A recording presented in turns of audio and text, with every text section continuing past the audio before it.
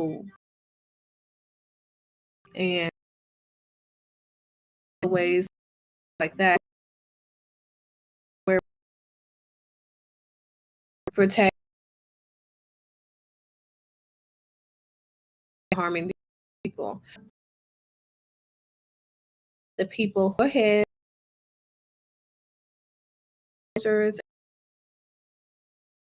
and we're gonna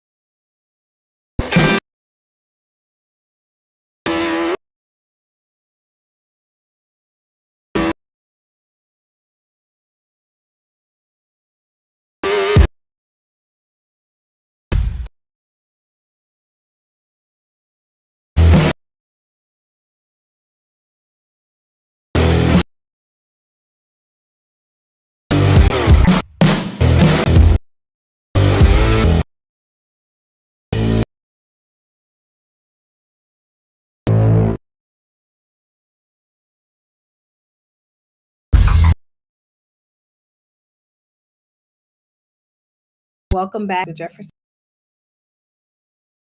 Is in which we affect with culture or context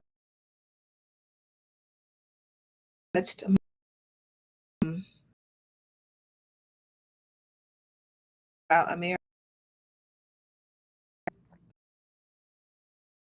Question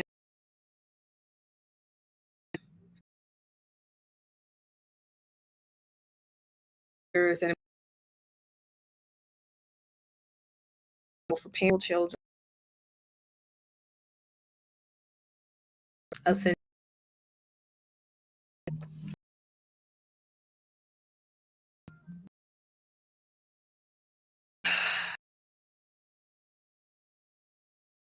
get into the show and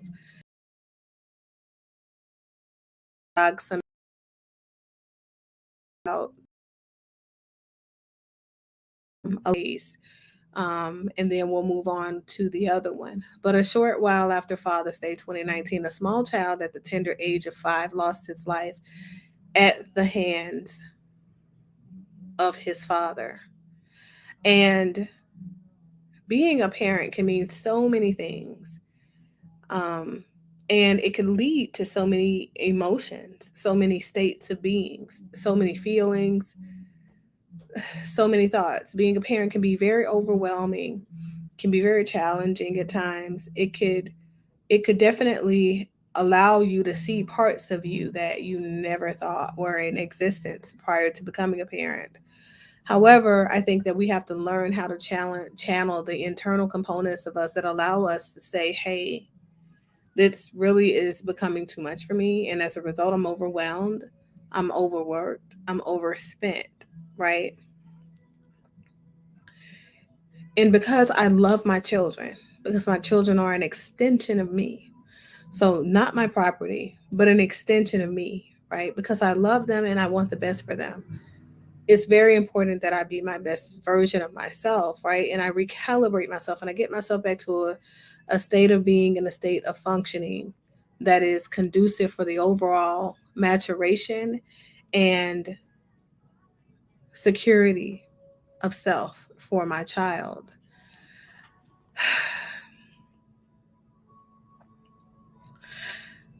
I feel like this child, he represents one of the same so many children, right? Who are just like him, who have died, unfortunately, either at the hands of their parents or by the direct neglect of their parents over the last year and a half, 2 years. Now, we've talked about several different cases where the mothers, the grandmothers, the parent caregivers of all types have been responsible for either actions or non-actions that led to the death of those young Black children. These particular cases um, are going to be highlighted because of the heinous nature in which these crimes took place and the very tender age of these children. I know that I brought you guys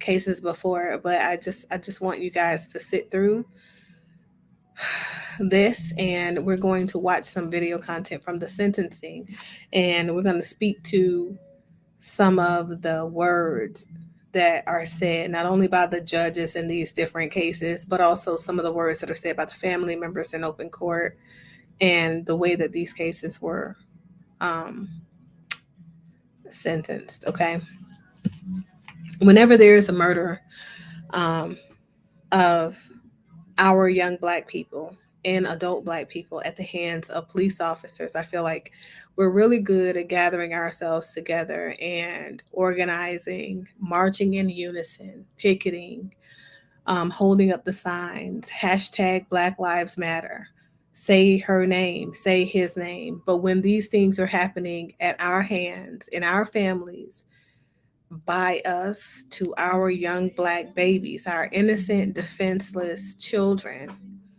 we don't have that same energy. Nobody's out there chanting, say his name, her name, or any of that stuff. Hey, so these are issues that seriously have impacted the Black community, but also these are issues that we need to be talking about, we need to be advocating for a different position on, and issues that we need to be pushing the awareness of at a whole different level at this point. So I am going to jump right into the first video, and I'm going to let you guys sit through and view that content.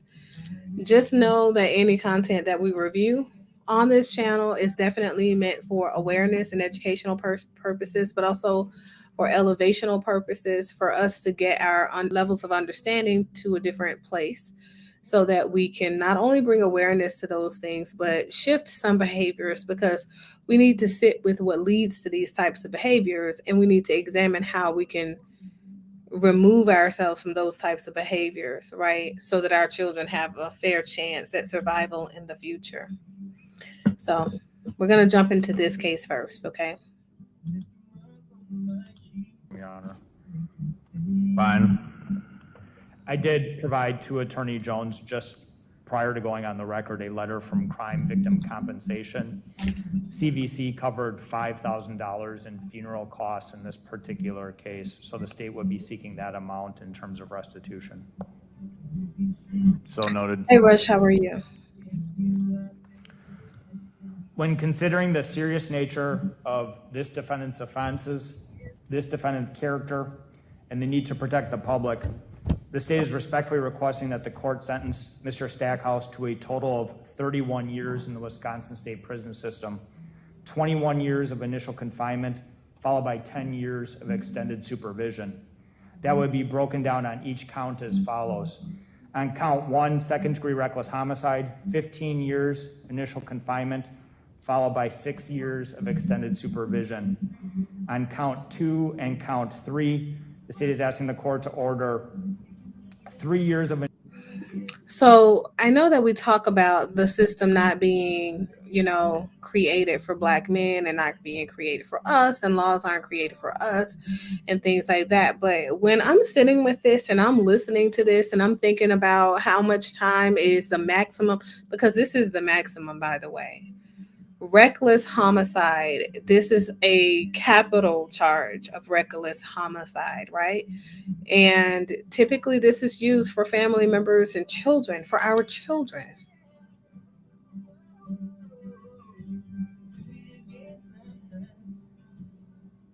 How is it that you can be sentenced to serve out more time for racketeering if you will, running a crime syndicate, than the time that you get for killing your own child.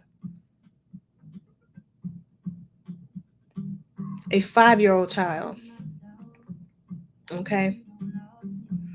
This case, this case right here, it screams that so many things are at play that I don't think we're seeing the full picture of. And I'm not saying that the police officers are not doing a great job in Wisconsin. I really can't speak to that. But I will say we need to do better. We need to do a better job at protecting our children, and our justice system needs reformation, because at this point, it says that our children, our young children's lives, are less important than drug crimes and trafficking and all of that. Like, you killed your child. This is a baby. Like, he was 5 years old. Not only was he punched in the stomach, but he was also hit upside his head. 5 years old. 5.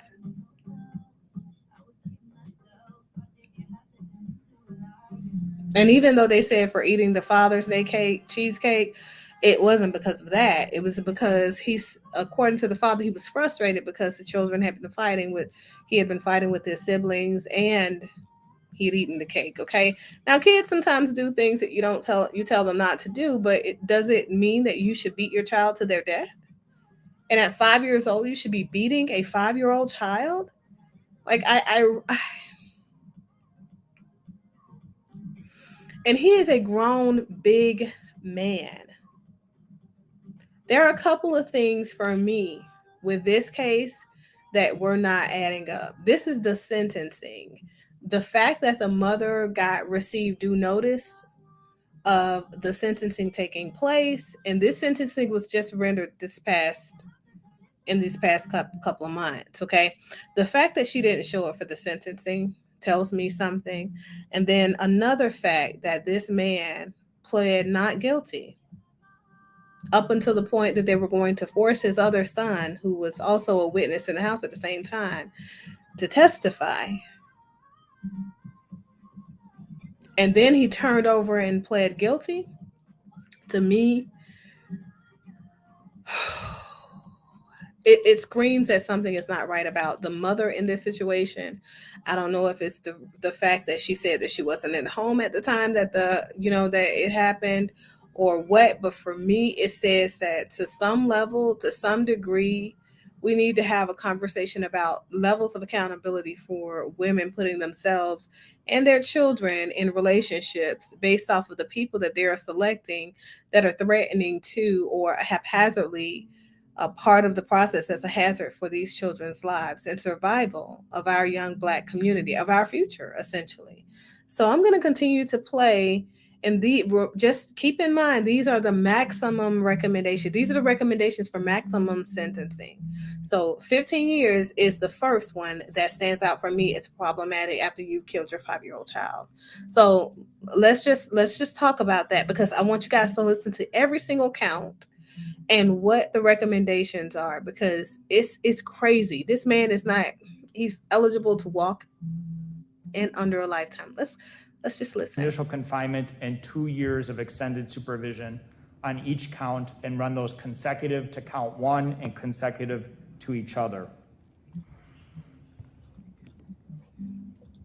Travis Stackhouse, as the father of 5-year-old Seer Amir, is responsible for his own child's death. The courts in Milwaukee County are probably tired of hearing this phrase echoed from my mouth, but I say it on every case like this.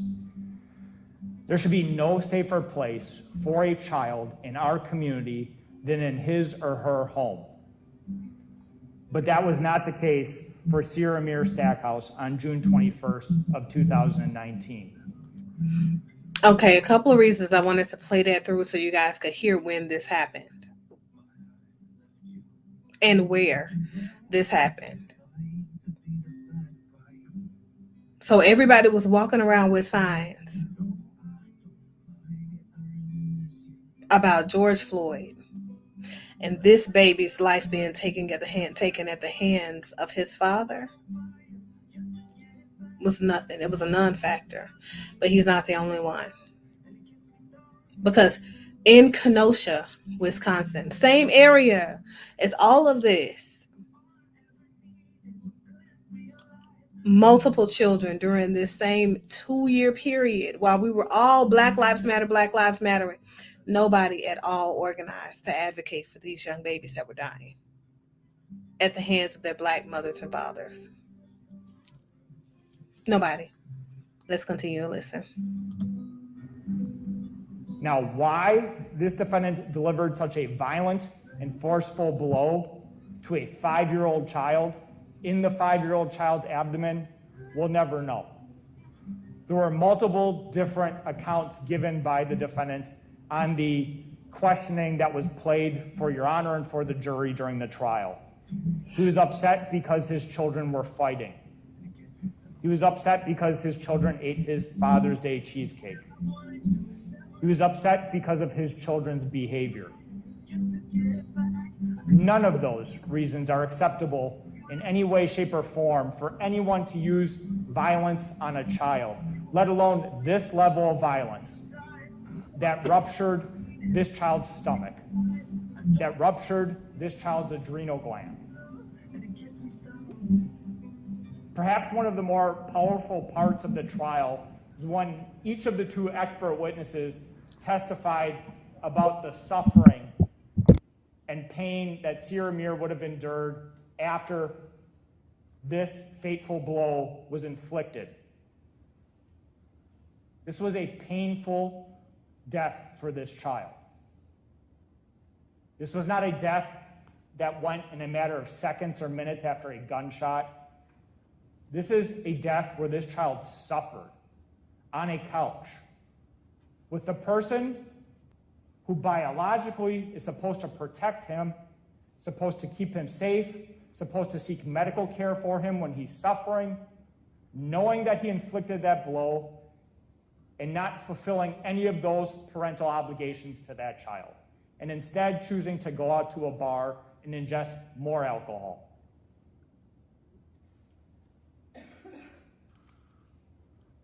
I don't know if Sierra Mir fell down the stairs or if it was Travis that fell down the stairs. What I do know is that didn't lead to any of these injuries.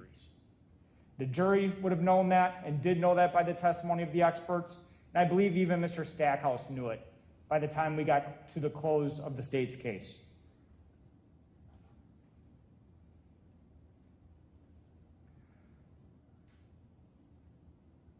What I also know is when you play the questioning of Mr. Stackhouse, he knew how violent the blow was that he delivered. And it was multiple blows to the child's head. When he describes it, it's a backhand, a forehand, and then a punch to this child's stomach. So it's not one blow or 2 blows, but it's multiple blows. But when he's describing inflicting these blows on 5-year-old Sierra Mir, he talks about how Sierra Mir crumbles to the ground and then looks up at him. And he describes that look and knowing what he had just done to his child. And then he knew after that Sierra Mir laid on that couch, suffering, knowing what he did. When asked by the mother, when asked what was wrong with Sierra Mir, he talks about an accidental fall down the stairs. The information he has in his head, knowing what he did to his own child, if he only shared that information, perhaps this case would be a different case. Perhaps instead of a homicide case, it's a child abuse case, and Sierra Mir is still alive. But instead, not only does he choose to inflict this abuse on this child, he chooses not to share that information with the mother, not to act on that information. And so this case isn't just about inflicting a violent, forceful blow on a 5-year-old defenseless, innocent child. It's about not taking action to protect that child thereafter. action that a father should take.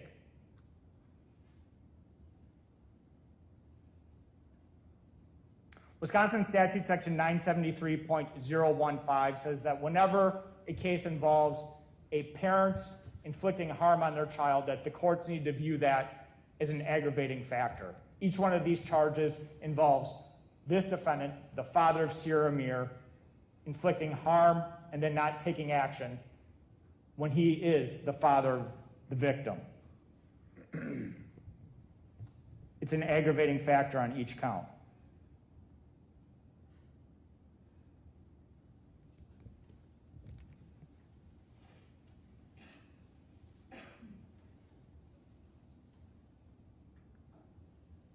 Every homicide case is devastating for a family and for a community. But in particular, a homicide case involving the death of a child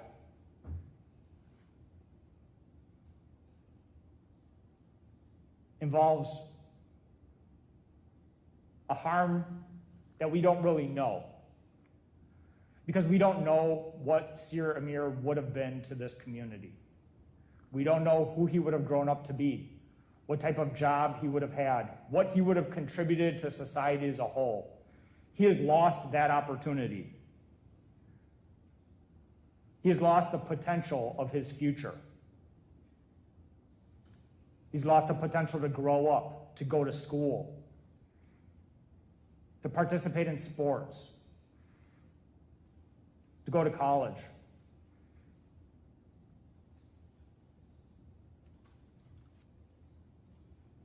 To learn to drive.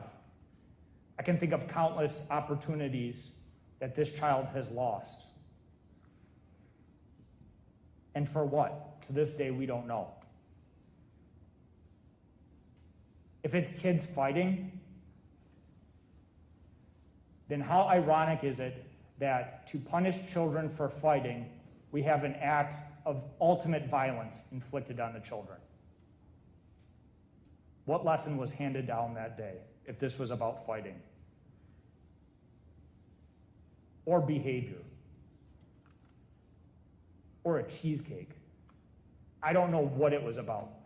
And quite frankly, it doesn't matter, because no reason is acceptable.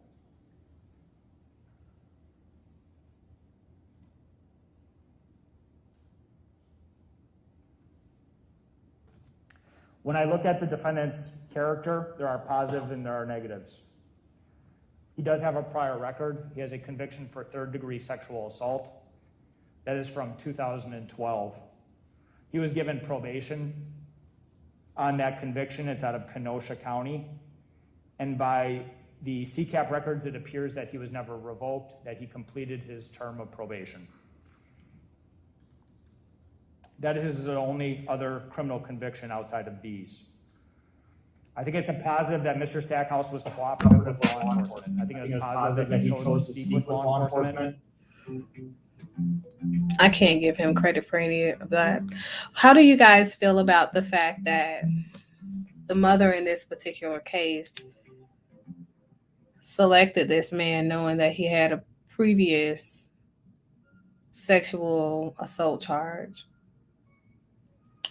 knowing his history with law enforcement? Do you feel like that was not adequate selection based on being able to provide adequate protections for children if they have kids in the future?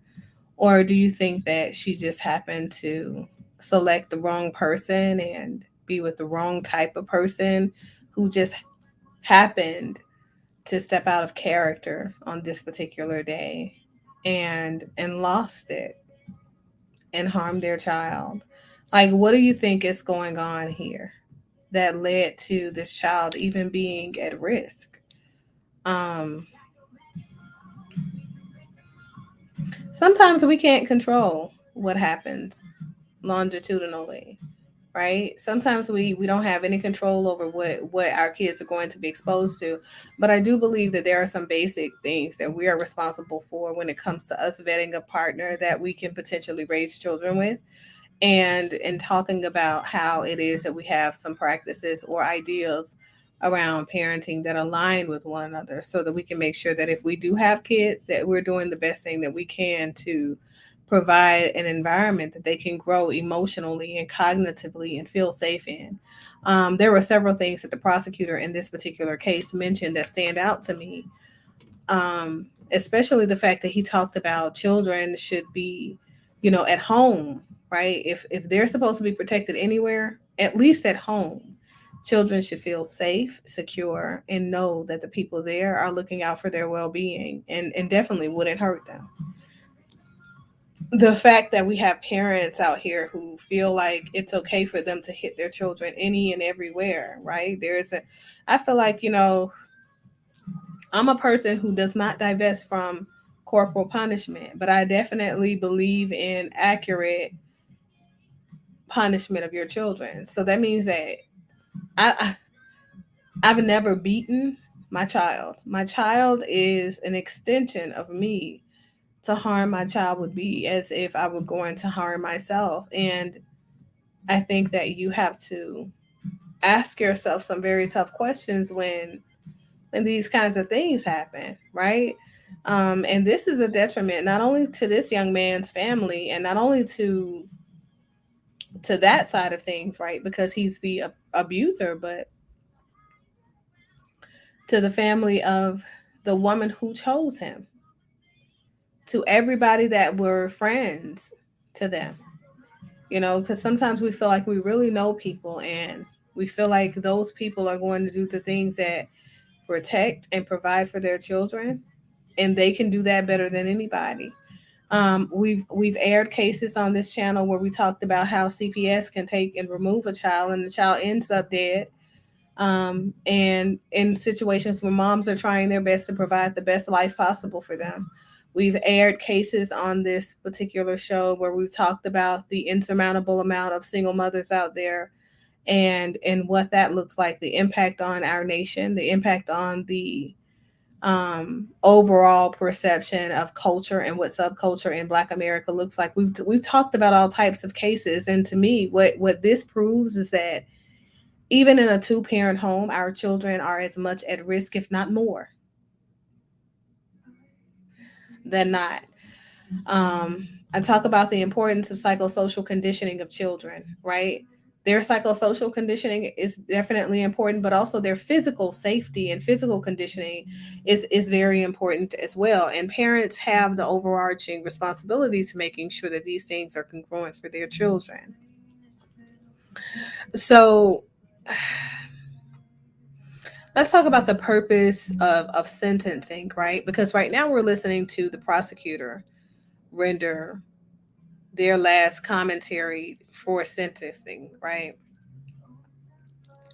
But when people are sentenced, because we live in a country where even though Black people want to say that this country and the judicial system was not made for us, we are American citizens. So our constitution, our laws, our bylaws are all made for all of us. And the judicial system, the process of sentencing and things like that has a direct purpose, right? When it comes to maintaining the balance for us all, accountability standards for us all, right? For us to do things that are conducive for our overall gain and for the overall gain of our community, right? So sentencing is supposed to improve the character of the defendant because these are the things that we have to take into accountability, right? So by the time you get to the sentencing, over the course of a trial, the character of that particular person has been not only on trial, but it should have unveiled, and they should have grown over the course of their trial, even if it's only 12 days. I think that this young man's trial was a couple of days, 3 days out before he finally just pled guilty because they were going to have his son testify. Um, but so they have to take into consideration the character of the person. They have to take into consideration the safety of the public, right? So that's why they want to talk about whether or not the person is a potential threat or continued threat to society in general. When we talk about people doing things just at random, right? just at random. Nothing triggers them. There is no precipitating factor. In those particular cases, we could easily say that a person is a threat to society or potential threat to society because they can't even identify what led to them being in a state of being where they committed these particular crimes. But we also have to take into context the nature of the crime in which they commit. Also, we have to look at the fact that there is a need to send a message to the general public, need to send a message to the people who are at risk of doing these types of things, right? And also a need to address the potential for rehabilitation of that person that has committed a crime. And we have to think about all of these things when people are sentenced. So when I hear Black people say that the prison system is not meant for us, what I hear is that they don't understand that there is an impact, that all of these potential cases, all of these cases that came prior to them being in that situation, we're supposed to set a precedence for. We're supposed to be setting precedences as these people go to jail for these different crimes, that this is something that won't be tolerated. To me, when you say that a person's max sentence for killing their child is 15 years,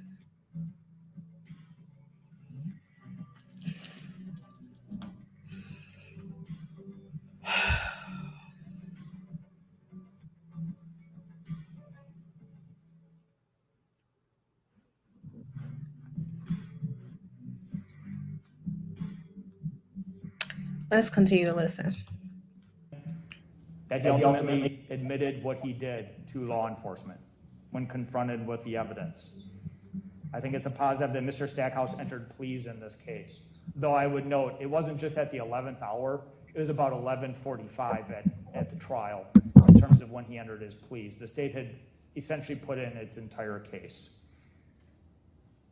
2 experts, Mr. Stackhouse's statement, and he's gotten some credit. The state gave amended charges in exchange for Mr. Stackhouse taking responsibility. And I would note that as well.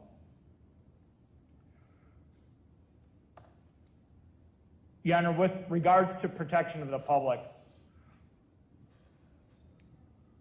an argument that's oftentimes heard is, well, this offense involved the defendant's own child, and he's not a threat to the greater community at large. It only involved his child, and it was an incidental act of violence. I look at it differently.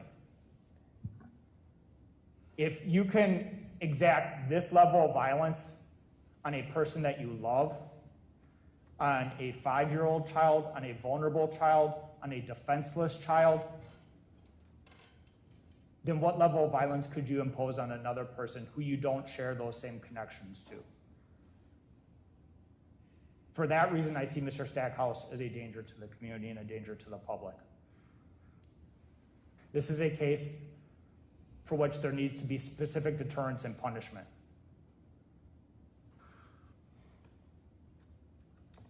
It's also a case that cries out for general deterrence. Our community at large needs to know that if you think about inflicting physical abuse and harm on your own child, that there is going to be accountability and significant accountability from our community and the courts. Your Honor, for all those reasons, it is the state's request that the court impose 31 years in the Wisconsin state prison system, 21 years of initial confinement, followed by 10 years of extended supervision. Thank you. Thank you. Counsel. Thank you, Your Honor. I mean, look, I'm not going to sit here and tell you anything about this case mitigating in terms of the impact it has on the family, the impact it has on the community, the impact it has on the other children. I mean, I'm not going to insult this court. I mean, it's obviously any homicide's horrific. So, I mean, and I'm not going to sit here and say that there isn't a danger to the community on Mr. Stackhouse. What I think we can look at, though, is unfortunately or fortunately, we're in a business where we need to do comparative measuring. And that's somewhat unfortunate, but it's what we do every day. And when we look at this in certain factors here, I think that there is some mitigation here that you might not see in other cases. Now, I recognize Mr. Stackhouse went to trial. I recognize Mr. Stackhouse had a significant portion of the state's case put in before him. I would note, though, during trial, and I'm sure the court recalls this, he specifically did not want his son to testify. He spared his son of that issue. We stipulated out whatever we needed from the son. And I think, quite frankly, Mr. Stackhouse, at least in my estimation, was struggling the entire time with, I think, coming to grips with really what he did. So I don't think this is a situation where he understood that the blow that he delivered to his son was that severe, and he just disregarded it and went out to the bar. I don't think he, quite frankly, and I'm not saying this necessarily makes it better, I just think it's the truth. I don't think he necessarily had any understanding of how hard he hit his son. I don't mean that he didn't know physically how hard, meaning the impact it would have. And quite frankly, I think even the detectives, when you were listening to that questioning, everyone was kind of focused on a very different injury that the child had. And ultimately, the medical professionals came to a different conclusion. The conclusion was still that Mr. Stackhouse was the cause, but it was a punch to the stomach that actually really didn't leave much marking versus other injuries. Why is that important? I think it's important just to really understand a framework here. That Mr. Stackhouse is drinking, that he disciplines his son in his mind, understanding he probably went too far, I'm sure, in his mind, but not understanding how far it was. And I know the state says, well, he didn't share that with the mother. I'm not entirely certain the condition that the mother was in to be able to help Sir Amir anyway. I know that she was also drinking, but he left. I don't think he left to get away from it. I just don't think he thought of it. Again, that doesn't necessarily change it. It just puts some context around things. But I think really what hit home here is Mr. Stackhouse watching his statement to police. I think that's where he ultimately, I think, came to grips with probably one of the most horrific realizations anyone could probably have, is that he did kill his own child. And I think that's, I don't know how anyone grapples with that, quite frankly. And to be fair, the state did give him the benefit of pleading. So he isn't facing, 100 years of initial confinement or whatever it was at the trial. It might have been life, or it doesn't matter. I think it was maybe 57. Now the state's asking for the maximum of initial confinement time, 15, 3, and 3.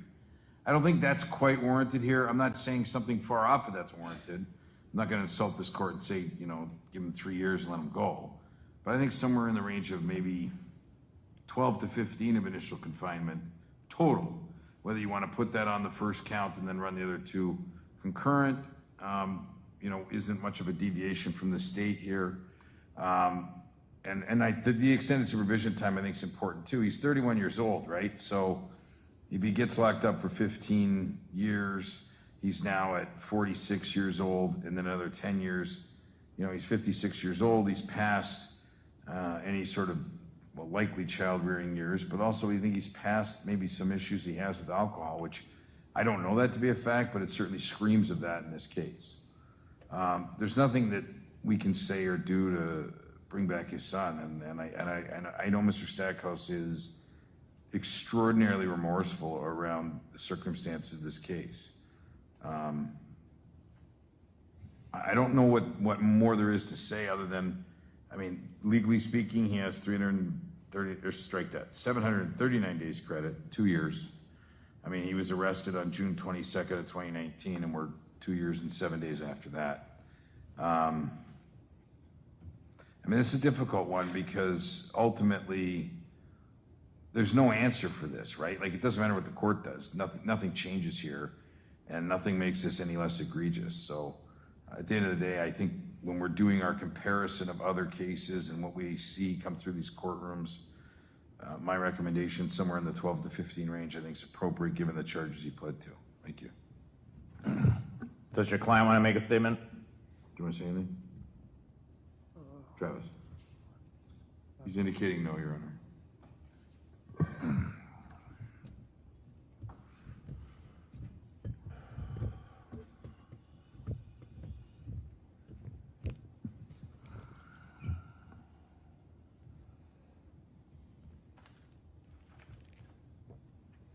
in fashioning a fair and appropriate sentence.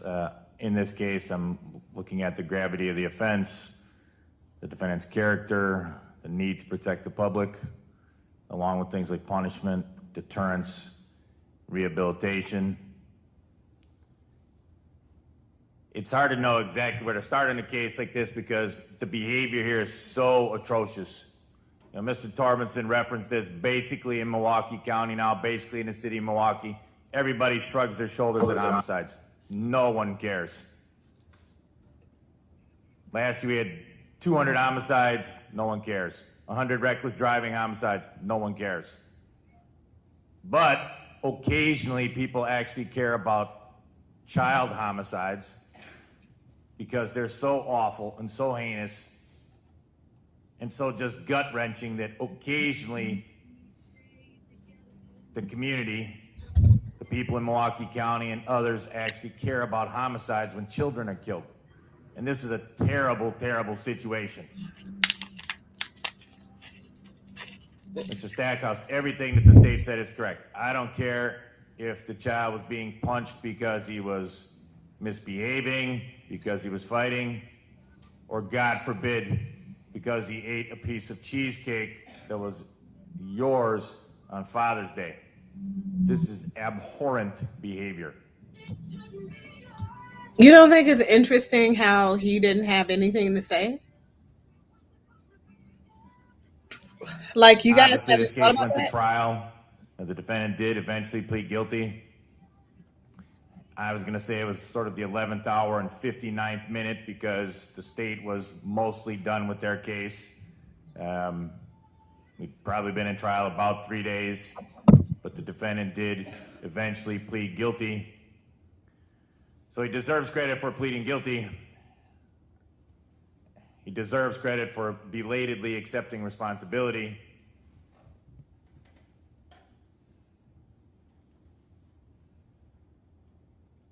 Yes, the defendant did not force his son to testify, which is a bit to his credit, as is the fact that obviously he eventually pled guilty.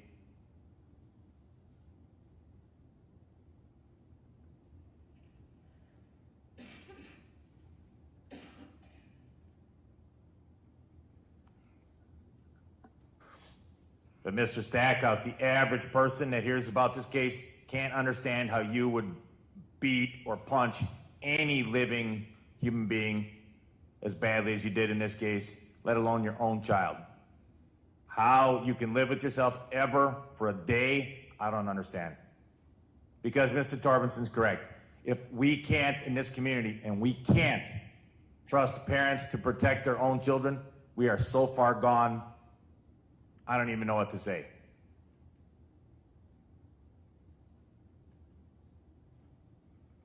Clearly, whatever went on with the child in this case did not warrant anything along the lines of what occurred.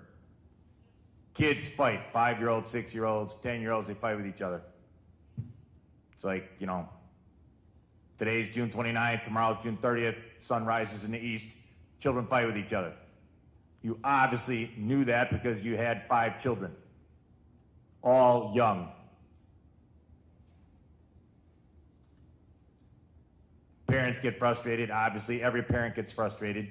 Any parent that says they don't get frustrated with their children's behavior is probably lying or being less than truthful.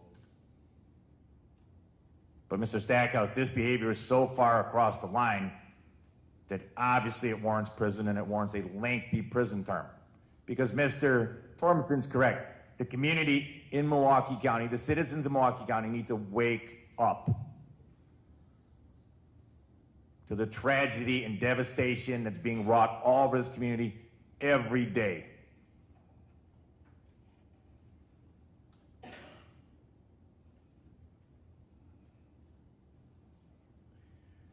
Clearly, at the time of this incident, Mr. Stackhouse had been drinking.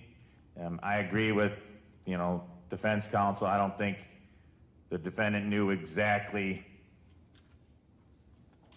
how hard he hit the child in terms of the impact it had on the victim. But the defendant certainly to one degree or another, saw the suffering from his own child and then did not address it,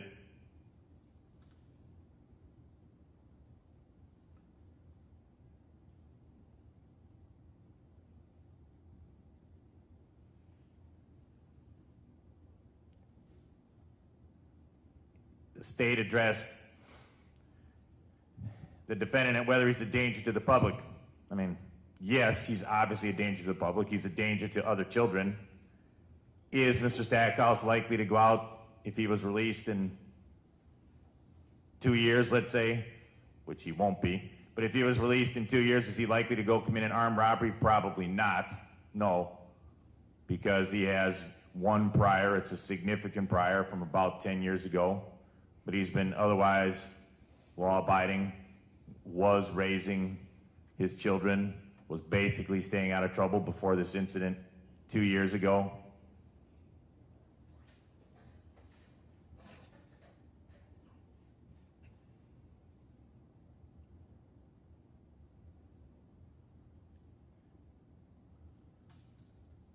It's not exactly ironic. It's more like tragic that this incident happened almost exactly 2 years ago, Father's Day weekend of 2019. Here we are 1 week past Father's Day in 2021. Again, Mr. Stackhouse, your reckless behavior, you killed your own child.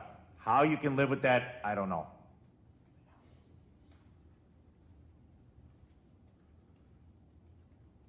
And this case does cry out for specific and general deterrence.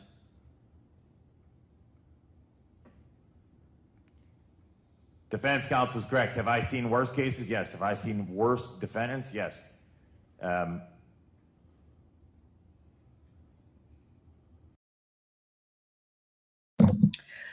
wanted to bring that up. So this judge says, have I seen worse cases than this one? So what are some of the things that make this case bad? I want to know from you guys, what are some of the things that make this case bad? Let's go to the comments, producer. Let's pull the comments back up. I asked you guys, what you guys were thinking. I asked you, what do you guys think about him not having anything to say at this point? Okay, so Mr. Brooks, you say, what can he say that will make it better? So everybody else is speaking at sentencing. You don't think that the person who committed this heinous crime against this defenseless 5-year-old baby, it wasn't just a blow to the stomach. I want to make sure I articulate that. This child was murdered by blunt force trauma, suffered for hours at home before he died. He had blunt force trauma to the head based off of expert testimony in forensics, the coroner's office. So he was hit he was punched in his head or hit with some large object twice or more on the head prior to several blows being delivered to the stomach.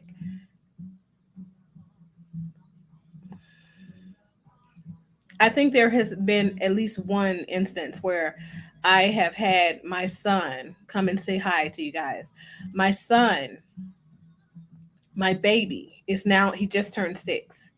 So when I think about this child who would be 7, had his father not taken his life, so you took this child's life, like literally.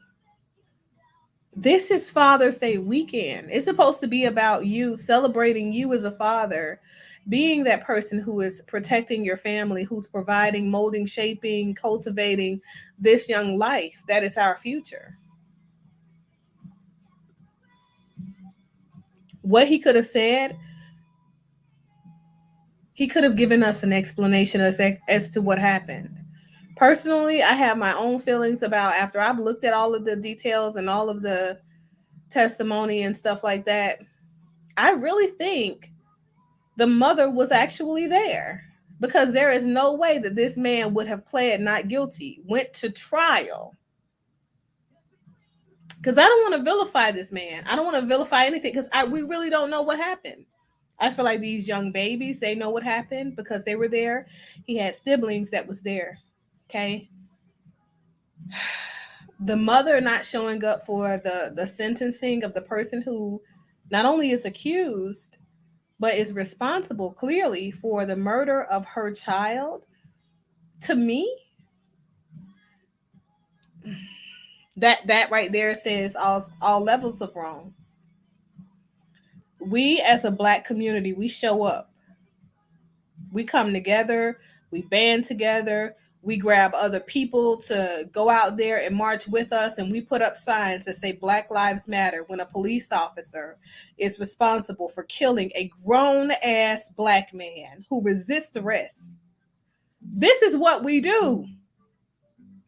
But we do not gather, get signs and picket and boycott and do all. We don't show up for our babies because these are innocent babies dying at the hands of their parents.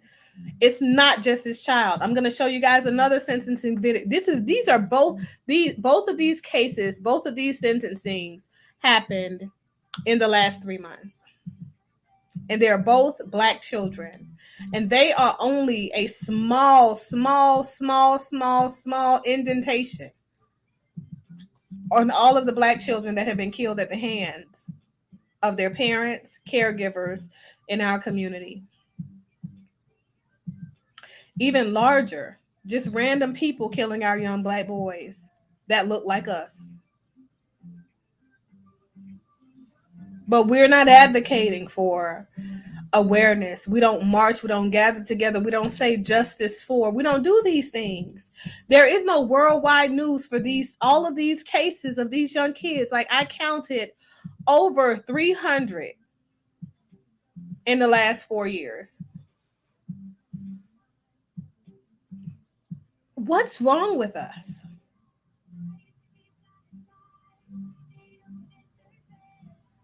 Come on, let's go back to the comments again. Let's see.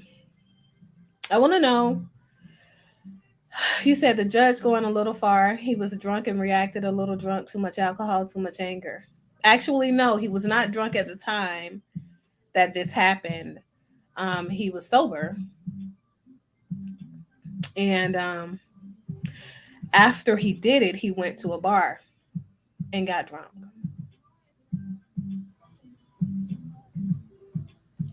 Allegedly when the mom came home. Says, how can he live with himself? Sounds like he want to off himself. I think so too. I think the fact that he was inaudible here in court says a lot, but I'm not so sure. I'm not so certain. The magnitude and the way that this child died, that doesn't scream out that a man did this. You see the size of this man?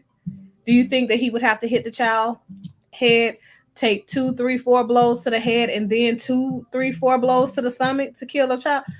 I think that a man who is angry, whether he's angry at his kids fighting or not, I think it would only take 1 blow. Those are my thoughts. Something does not sit right with this to me. The way it happened, and they're saying there were slaps to the head versus men just don't do the things that women do. I don't know. These are just my thoughts. Just my personal thoughts. You guys let me know what you think. I don't know the mom. Don't know her character. I don't know this man either. But what I know is that he didn't plead guilty until they said that they would force his son to testify.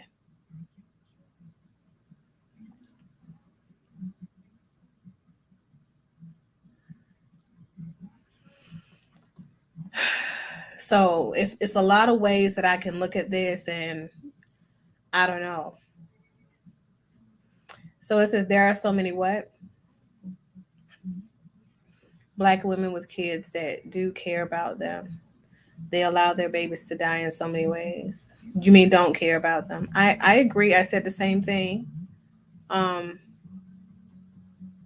I feel like this just watching the sentencing, because I was waiting before this was sent to me. I was already waiting for the sentencing in this case and the other case, but we feature quite a few cases here where Black men have been killing these children, their own children, in the last 2 years insurmountably. This just happened. This one will happen in 2019, but the next one I'm about to show you guys is oh my God, it's a crier. Okay, broke my heart. Like, and it's just sentencing. We're only watching the sentencing.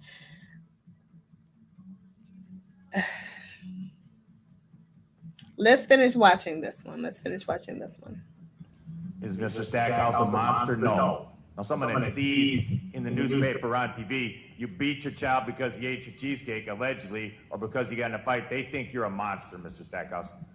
They think that if I give you 100 years, that'd be a good start. I'd be warming up at the 100-year mark. I'm gonna put up what he this ended up. community This is so this far is what gone his at sentence times ended up that being. The I collective just want you guys to struggle look at it. from our so-called elected officials and leaders and the community at large outrages me. The lack of outrage should bother people in this community. It doesn't seem to, but it should. That's all he got for viciously murdering a baby, his own baby. Mr. Stackhouse, just reading He's 30 about years the old, so he'll allegations be out in this before case he's 50. make the average person reading about what you did, reading about the allegations. He would won't make do the all average those person all of that time. literally He sick may to do their 10 stomach. years. And that's with every charge. Beyond all the other harm you've caused, the direct harm, now you have multiple other children who are going to grow up without a father. Their path, their life path has been altered, but not stopped. As the state said, this little kid had the right to go on to play Little League, to graduate from 8th grade, to go to high school, to have a girlfriend, to go to college.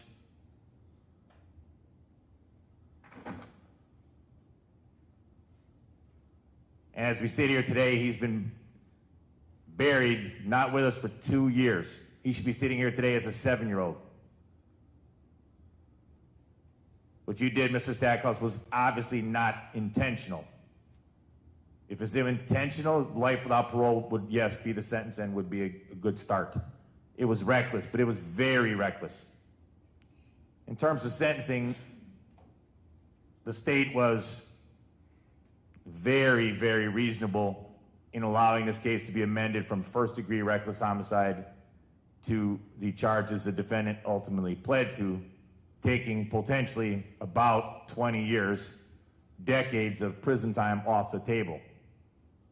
So yes, what the state's asking for is basically the maximum sentence, or very close to the maximum sentence, on the charges that Mr. Stackhouse eventually pled to.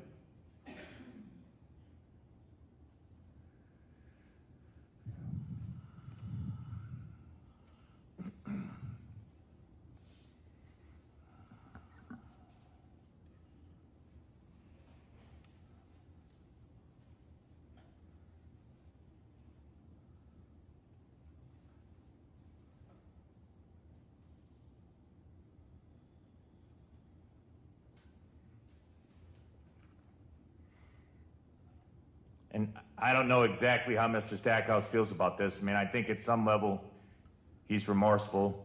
He obviously chose not to make a statement, which is fine. You know, and as the state discussed, Mr. Stackhouse during the video, during his confession, during his statement, sort of like it took a long time for him to admit what actually happened. It went from basically, and I'm paraphrasing, well, I didn't do anything, to, well, he fell down the stairs, to, well, I may have popped him. Well, okay, I popped him multiple times. Well, okay, I punched him in the stomach. Again, Who are you telling? I'm paraphrasing my recollection of the testimony. I'm sure that's not exact. So Mr. Stackhouse did eventually cooperate with the police and did eventually plead guilty. So he deserves credit for those things. I just don't think he Yes, deserved credit for any I of would that think when Mr. it comes to Stackhouse. sentencing. How do you guys feel? The fact that he has to live with this and live with the fact that he's killed one child and even if I followed the defense recommendation, is not going to see his other children for a decade or more. That's an awful lot of punishment, but there needs to be a broad deterrence to this community. And I agree with the state. You don't get a pass or a discount from the standpoint of, well, you killed your own child, or you killed your relative, or you killed your co-conspirator, so you're probably not a danger to the community. Mr. Stackhouse is unfortunately a danger to the community. If he went home today, obviously he'd be a danger to the other children in his life, to his own children, to other kids in his life. That's sad and unfortunate, but it's the reality of the situation.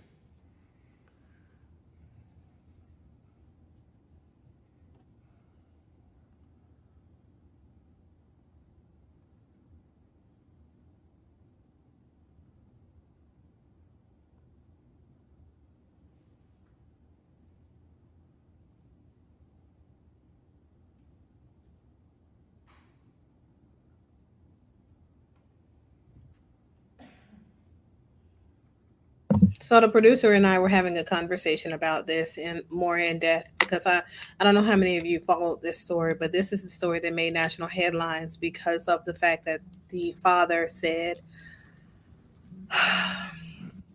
the reason that he reacted so violently was Beyond because the the child documents in this file. ate his cheesecake, and they were making a lot of noise, and the kids were fighting. He and his siblings, and so he overreacted. And there has been a lot of implication around this, saying that maybe the kids had something to do with the multiple blows to the child's head because he did say they were fighting. I don't know if that's just oral arguments or if it equates to them physically fighting. But for a 5-year-old child to have suffered blows to their head, blows to the stomach, and then these blows lead to the death of the child, this whole case stinks to me. There are just too many things and too many unanswered questions. I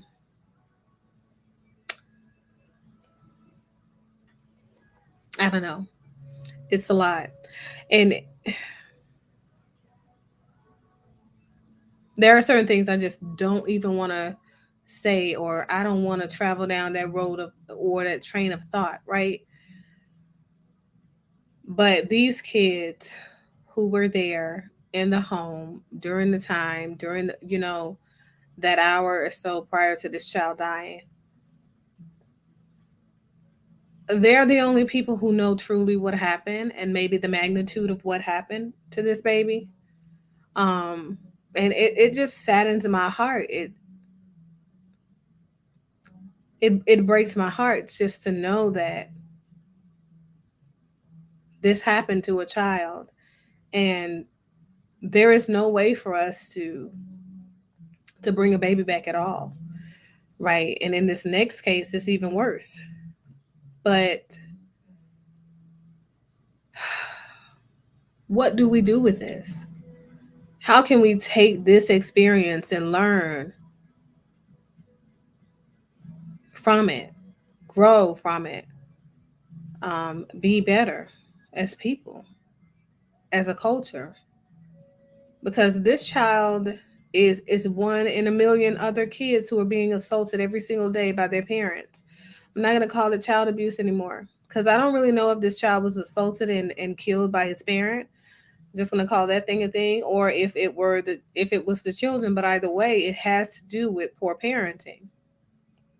We are responsible for teaching our children how to navigate problem resolution, how to respond to one another.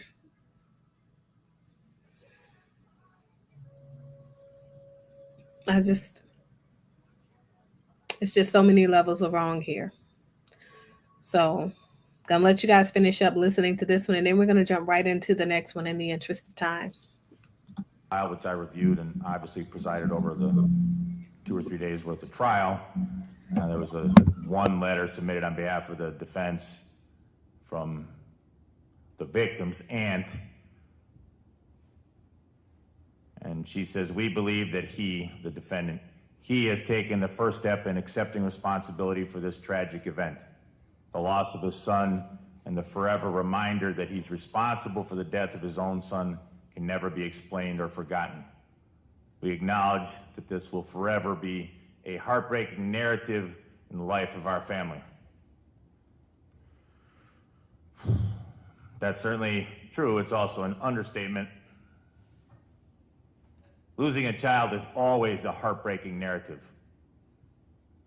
It's beyond heartbreaking when the child loses his life at the death of his own, loses his life at the hands of his own father.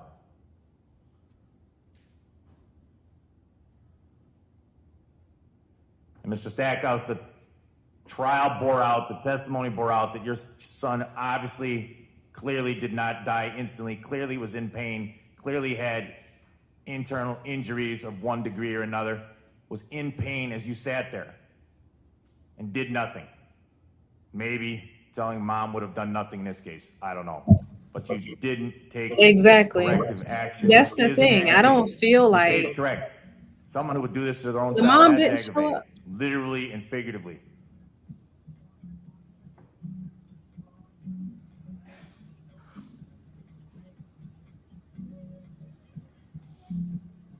If you kill my child, I'm showing up. I'm showing up for every moment, every sentencing, every appeal. I am there. Bro, we best friends now. Like, I am here for it. I don't care. I'm taking off work. I'm doing whatever I need to do, but you will see my face, because for me, I want you to remember what pain looks like. You know what I'm saying? Because regardless of, and he is the father, but still, your pain and my pain are totally different. If you did this to my child, to our child, I would want you to see the impact of that pain on me through the years, how it ages you, how it changes you, how it hardens your heart, breaks your heart. You know what I mean? What the healing process looks like, all of that.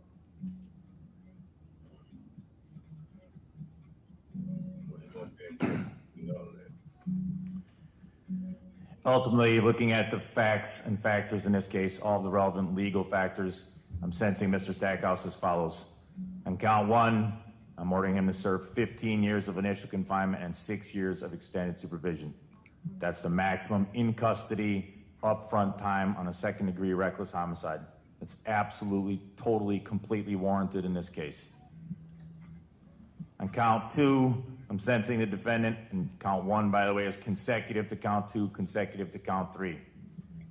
On count two, neglecting a child where the consequence is bodily harm, I'm sentencing the defendant to 3 years of initial confinement, 1 year of extended supervision. That sentence is consecutive to count one, consecutive to count three. And on count three, I'm sentencing the defendant to 2 years of initial confinement, 1 year of extended supervision. That means it's the court's specific intent that the defendant serves a total of 20 years of initial confinement, 8 years of extended supervision. Under the totality of the circumstances, everything I've already discussed, the upfront time with the significant amendment, the upfront time needs to be very close to the maximum. 20 years of initial confinement, 8 years of extended supervision. In this case, I'll give the defendant the credit for in custody time, which is approximately 2 years. 739. 739 days of credit. The 739 days of credit will be applied against count one. Again, counts 1, 2, and 3 are each consecutive. Conditions of extended supervision are as follows. Well, first, let me ask, is the defense stipulating to the restitution the $5,000? Yes.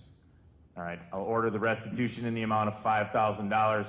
It's to be paid to the Crime Victim Compensation Program. While in the institution, I'm authorizing the maximum amount be taken out of the defendant's in-custody earnings, wages, funds, or monies of any sort to pay first the restitution and then costs, fees, and surcharges. Any restitution or costs and surcharges that are not paid while the defendant's in the institution are to be paid while he's on extended supervision. Conditions of extended supervision are as follows. First of all, Mr. Stackhouse is to seek and maintain full-time employment. He's to complete either in or outside of the institution an anger management class and a parenting class. I cannot think of a possible class or classes more necessary. Anger management and a parenting class either in the institution or when he's on extended supervision. Mr. Stackhouse is to maintain absolute sobriety. That means no alcohol, no illegal drugs when he's released.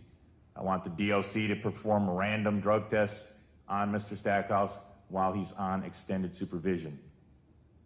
I'm not imposing a fine in this case. I am ordering the restitution, as I said, based on the stipulation and based on what the state proposed and requested in the amount of $5,000. I am ordering the defendant to pay all costs, fees, and surcharges, both mandatory and non-mandatory. Again, if it's not paid in the institution while he's on extended supervision. Failure to pay while under the court's order would result in a civil judgment subject to collection, forfeiture, and tax intercept.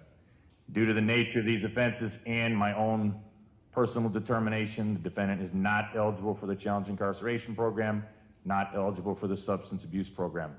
I will provide the defendant with a written explanation of the court's determinant sentence. Mr. Stackhouse, in this case, you have the right to appeal. An appeal would have to be filed within 20 days. Understand that? Yes, yes. Yeah. Because of matter of felony, you're not allowed to vote in any election. You're not allowed to vote in any election until your civil rights are restored. They will be restored, but until then, you're not allowed to vote. You understand? Yes. You're also not allowed ever for the rest of your life to own or possess a firearm, a gun. If you live to be 95, you're still not allowed to own or possess a firearm. You understand that? Yes. Mr. Tarvinson, anything I left out from the standpoint of the state? No. Defense? All right, then we're adjourned. Thank you. So before I put up and share the next video, I want to know how you guys are feeling about what we just sat through. This sentencing to me was a huge thing. I think it was a huge step into a positive direction, but I don't feel like it was adequate. I feel like, because I wanted to play that all the way through so you guys could hear the requirements for anger management and parenting classes and the way that we look at issues that we know are mental and emotional health issues, right? So we know that this is a mental illness issue. We know that obviously you lack accurate distress management skills, right? And that you need these particular skills. Parenting doesn't come with a manual, but there are some basic, what we call common sense ideals of parenting if you know that you're responsible for protecting your child, right? That we expect people to do. I don't know, like not abuse them, right? But not beat them when you're upset. Not beat them at all. I don't know. It's so many levels of wrong in this situation that I just feel like, considering all things, we really need to be looking at properly providing oversight for our children when they are at home, right, in our care. We need to be talking about what conversations we're having with our children. To what degree or what magnitude is it important for us to contract for our kids' physical safety when they're at home amongst their siblings, right? And even with us. Like, how do we teach our kids to advocate for their own physical safety? What are some of the fail-safes that we are using? How connected are we to our extended village? And what does that look like for us as a community of Black people? What level of accountability are we holding ourselves to as a culture of people? What's our standard? What is our code? What do we need to restructure? What do we need to take a step back and re-examine about the way that we are as a culture of people? I know we talked about, and we often talk about the fact that Black culture is lost, right? But what does that really mean? Right? So, that was this one. And the next one that I'm going to share, I'm going to go ahead and ask you guys if you are triggered easily, if this particular case triggers you. This case involves the murder of a young woman and all of her kids. And there are just there are no words for what I'm about to show you in this particular sentencing. Not even for this one though. Our young black men are going and they're showing up to their cases. They're going to court on these charges.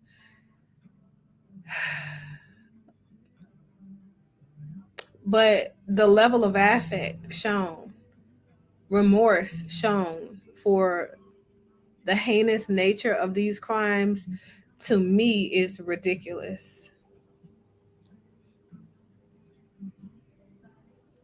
It just I have no words. So let's jump into this one. Electronic device during the proceedings. And yes, If these sentencings happened within days of one another. In this particular murder, Arzell Ivory, this is his sentencing. Okay, he was sentenced due to the February 2020 killing of Jerica, her two daughters, in this particular sentencing. But he was also the one who was responsible for the event. And that's really what we're going to delve into today. He was responsible for the death of her son that happened, I think, just a week or so before he killed them. So had we done something about removing this man from her family, from her system, had something been done, right? He never would have been able to kill her and her other two daughters. He woke these babies up from their sleep and murdered them. But let's watch this. Let's watch this. if you are a credentialed member of the press and you need to be taking notes on your device, you may do so, but otherwise. And Mr. Ivory, is that the negotiation that you agreed to when you entered your guilty plea? Yes. All right. All right. The court did inquire at sidebar before the parties, before we went on the record, if the parties were going to be having anyone outside of the lawyers and the defendant perhaps address the court. I was advised by the state that there are 4 individuals who wish to make statements regarding sentencing, and that the defense has no one other than counsel and the defendant. Is that correct, Mr. Hubner? Yes. And That's what I wanted to point out first before we get into listening to her family and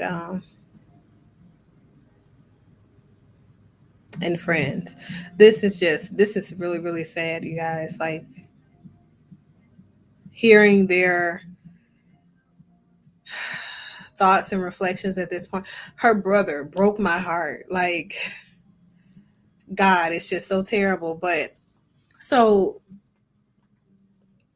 what I wanted to point out is that there is nobody here from his family. So you're telling me that nobody from your family wanted to come and say anything,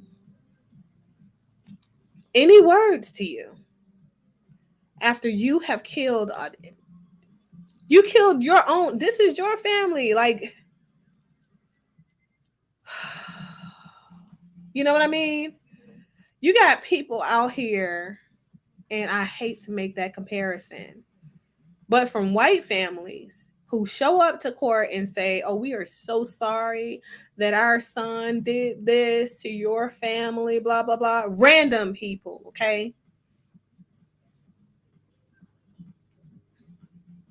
But your family, your mother, your father, this woman's adopted, she was adopted. And that's what just broke my heart. The fact that, okay, that obviously we can see that there was something that happened. There is some level of trauma that had to happen in her life that, contributed to her continuing a relationship with the person who was responsible for killing her son.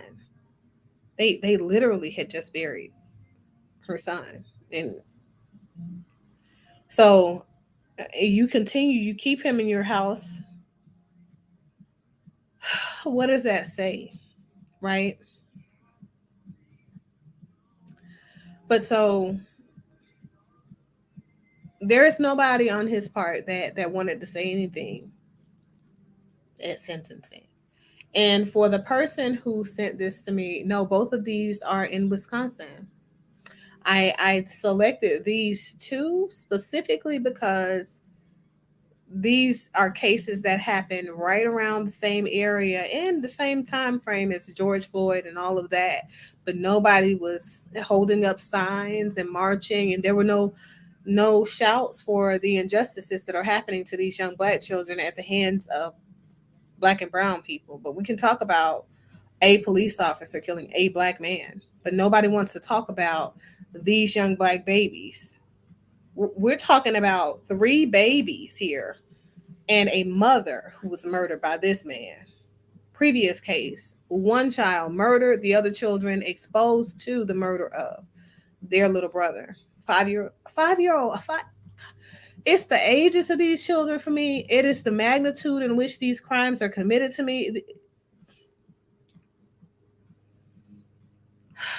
Let's watch. It's just disgusting. Mr. Schwantes? Yes. Okay. And then also for the record, have the parties had prepared by your client services specialist, Mr. Schwantes.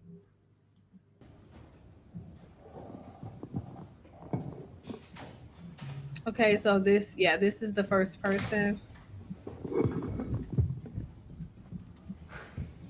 All right, good afternoon, sir. You may take your mask down if it is, if you're comfortable with that. It helps us be able to hear you accurately, but you don't have to, okay? Yes, ma'am. All right, if you could pull that microphone right up to you, you can slide it closer to you on the table. The deputy will help you do that. Right up to you. Oh, is that the one with the short? Okay, all right. And if you could please state, that's okay. Thank you, Mr. Hubner. If you could please state your first and last name and spell them for the record. My name is Harry Smith. Harry Smith, Smith. All right, thank you. And Mr. Smith, what would you like to tell the court? You know, this incident has torn my family apart for months. And, you know, I never thought anyone can be this violent and non-caring to hurt any woman or any children like that, because I feel like it's terrible. And this is not happening to anyone's family members, daughters or granddaughters or sisters or brothers. And over the months, I had to deal with this, and I had a nervous breakdown. I had to go into treatment for alcohol and drug treatment. I had to go in there and get my counseling to get my mind back focused, because I almost lost it. Some nights I couldn't sleep. Those memories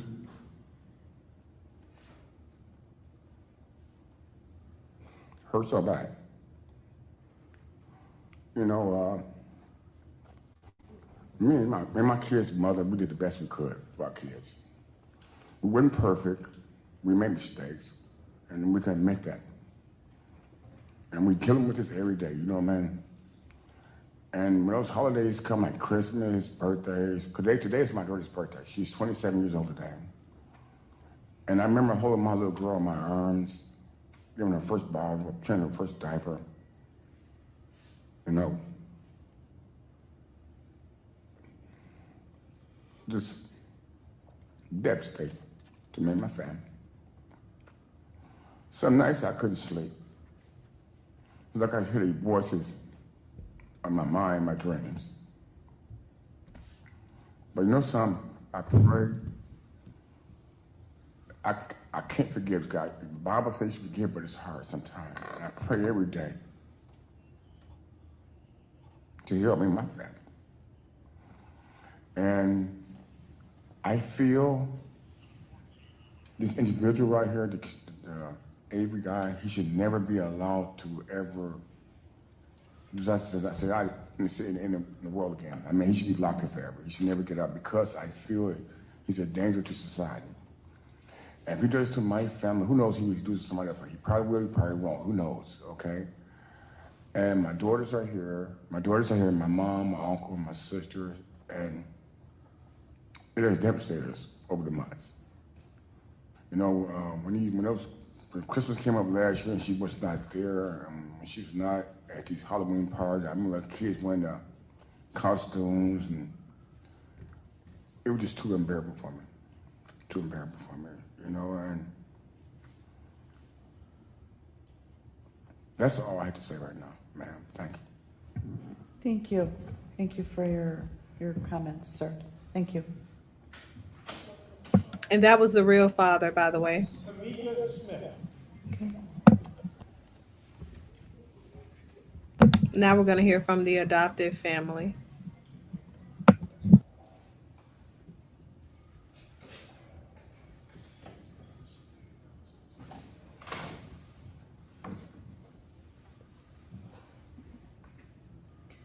All right. Good afternoon, ma'am. Hi, Can you spell your first and last name, please? my first name is Tamika, which is spelled Tameka. All right. And then my last name is Smith, Smith. All right. And what would you like to tell the court? I think this is to still her the court sister, that not the adopted mom yet. I don't understand, like, she was the sweetest, kindest person that you could ever meet. She wasn't even a violent person. She didn't even like to argue. Like, why my sister? And then for me to be like the last one to say goodbye to her, like that messed with my mental. I gotta deal with it every day knowing that I took her home and I'll never see her again. Like that hurt day by day. And then when that was like my best friend. That was more of a sister to me. Like we did everything together. And then my nieces and them on top of that, there was nothing but babies. They didn't deserve any of it. They didn't even know what was going on. And to wake them up out they sleep, to kill them, like I don't know, like I'm taking it day by day. This ain't something I can get over just by next week, the next month, the next year. Cause I saw myself going into depression mode because I never think I would lose a sister. It's a different type of hurt from anything else. So whatever he deserves, I feel like he need life without parole. He don't, like it's devastating to our family. It affected my family, the way how we live, the way we look at life now. And it hurt. I wake up every day crying, knowing that I wish I was there to save her, to help her. But I thank God that we're getting our justice today. And I'm here for it all. But that's all I wanted to say. All right. Thank you.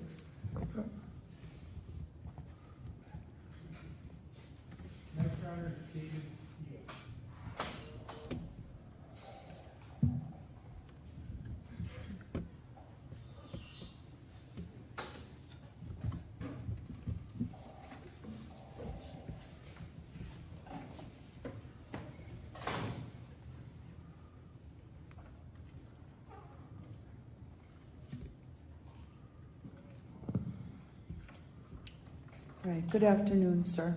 Good afternoon. Would you please tell me your first and last name and spell them for the record? David Fields Jr., first name spelled D-A-V-I-D, last name F-I-E-L-D-S, Jr. All right. Thank you. What would you like to tell the court?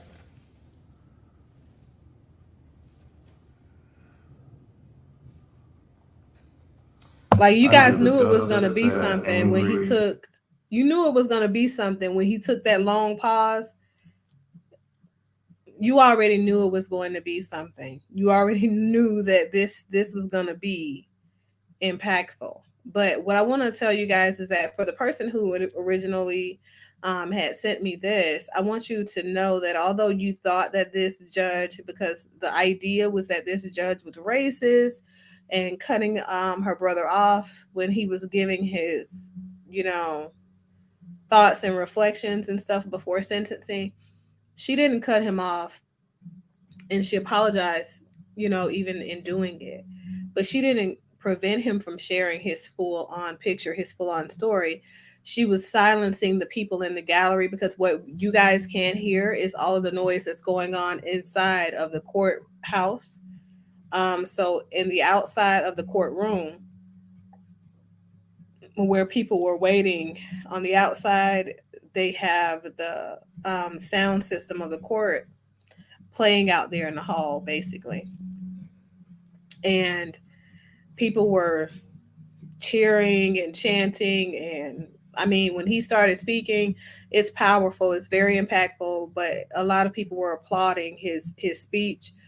And she was quieting the gallery because she needs to be able to conduct court, appropriately and stuff like that. And that noise, of course, is more impactful there for them than it is for us, because they've, noise cancellation. So I'm going to go ahead and finish playing.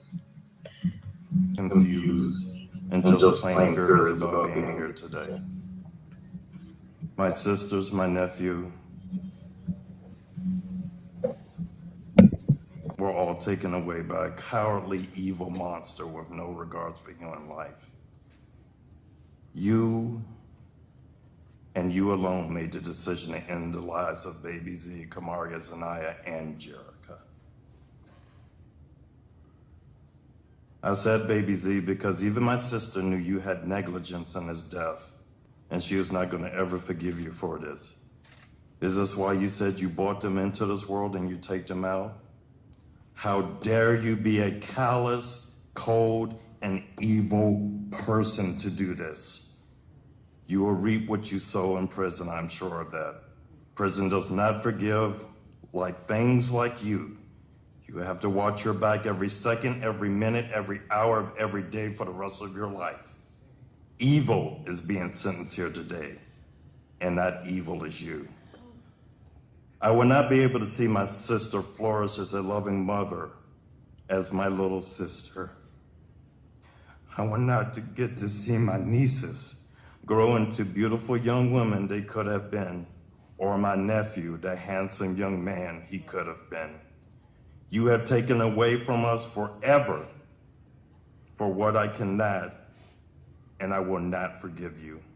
You have ran away cowardly from a despicable act only to be led to others to believe that someone else had made them disappear when you were the one who murdered all of them.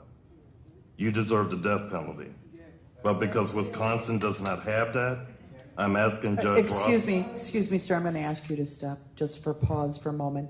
I'm not going to tolerate anything like that in this courtroom. The discussion and the day is difficult enough.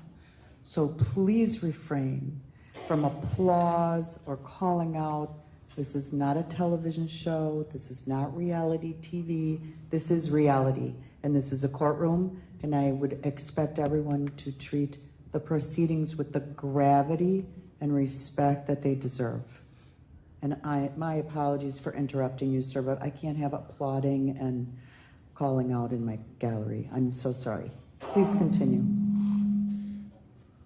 You, in my opinion, deserve the death penalty, but because Wisconsin does not have it, and I'm asking Judge Rothstein to sentence you to the maximum penalty of life in prison without ever the possibility of parole.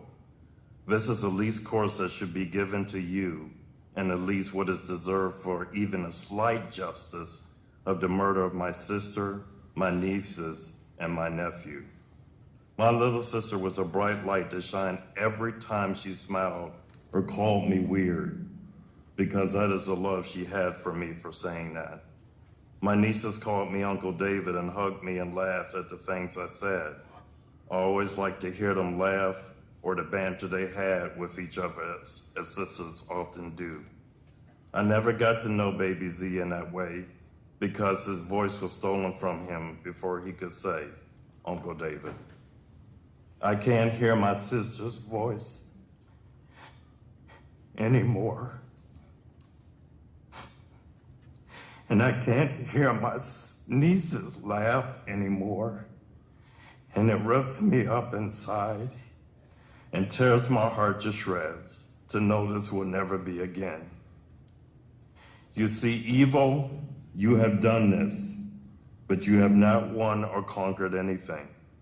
You will spend the rest of your miserable life living with the cowardly, despicable, evil murders that you did. And if you have a heart or a conscience left, you and you alone will pay the penalty for the death of my sister, my nieces, and my nephew. I honestly hate you.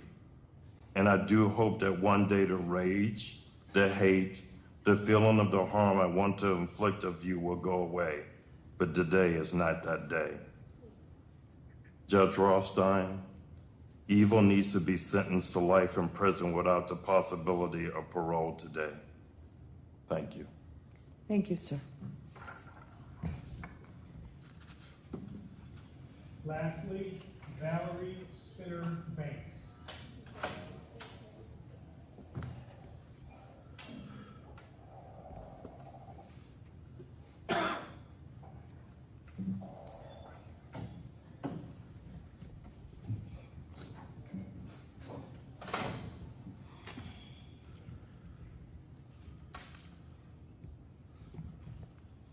All right, Ms. Banks, good afternoon. Good afternoon. Would you please spell your first and last name for the record? Valeria, Valeria, Spinner, Spinner hyphen Banks, Banks. All right, and what would you like to tell the court? I want to read a note that Zanaya's teacher sent to her.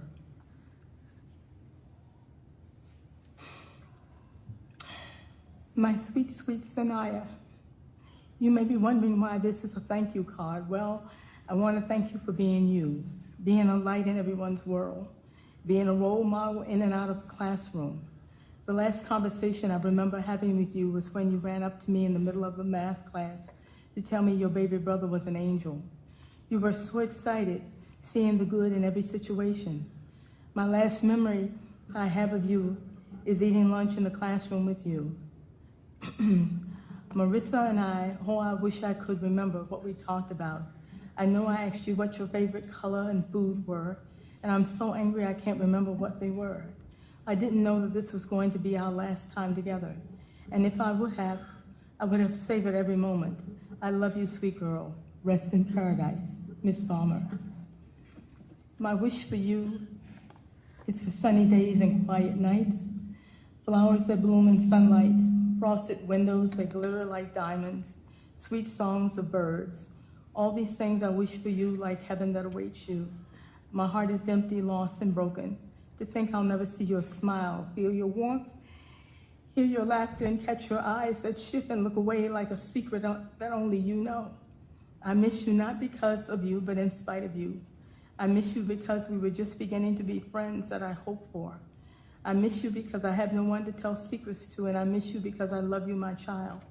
But wherever you are, there are no more sadness, pain, or hurt. Wherever you are, I'll also be, because you'll always be a part in my heart, and I'll never forget you, my child born in my heart, not under my breast. This is a very hard time for my family. We were Jerica's adopted family, but we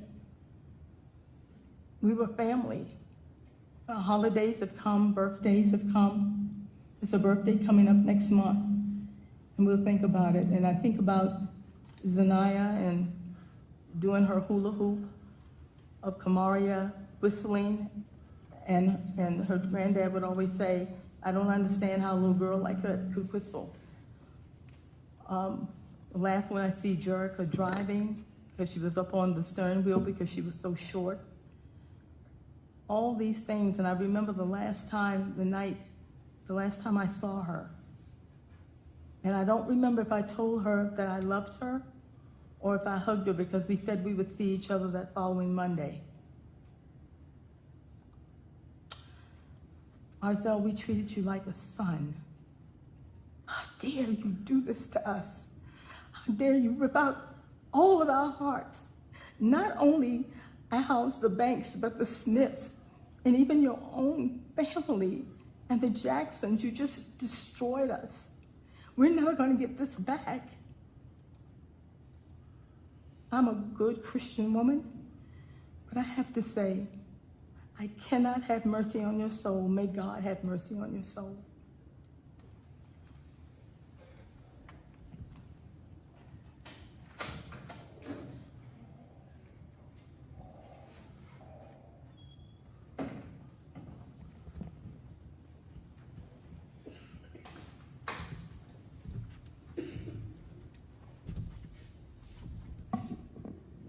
All right. Mr. Hubner? Thank you, Your Honor. I'm just going to get the microphone back.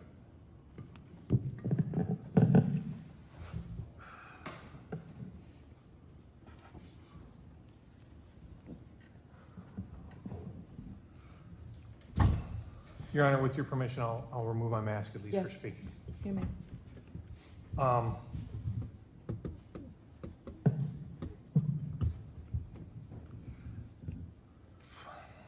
As the court is well aware, we have to take into account a number of different factors at a sentencing.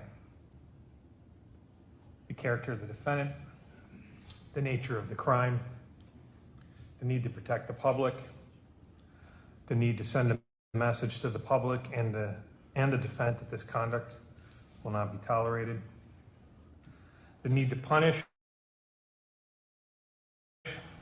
and the need to rehabilitate.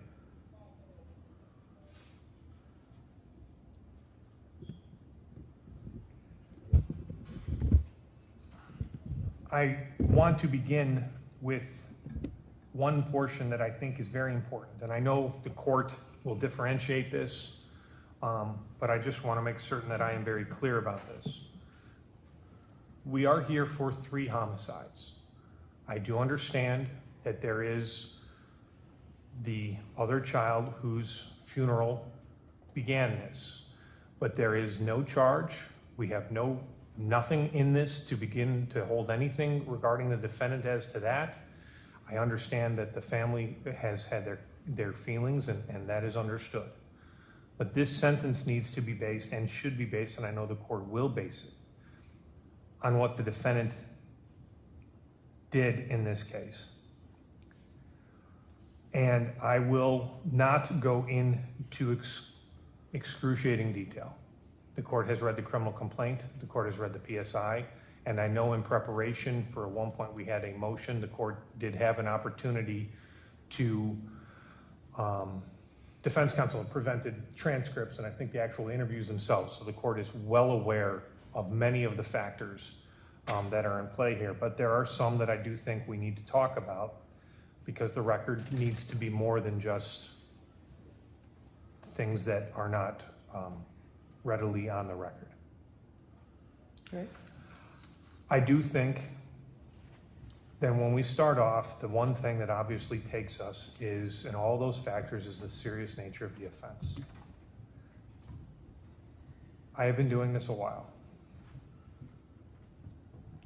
And I know that sometimes all lawyers, everybody has a tendency to say this is one of the worst things that they have seen.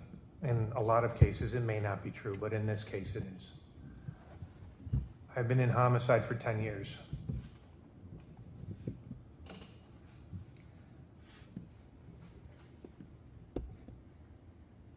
And this one affects you.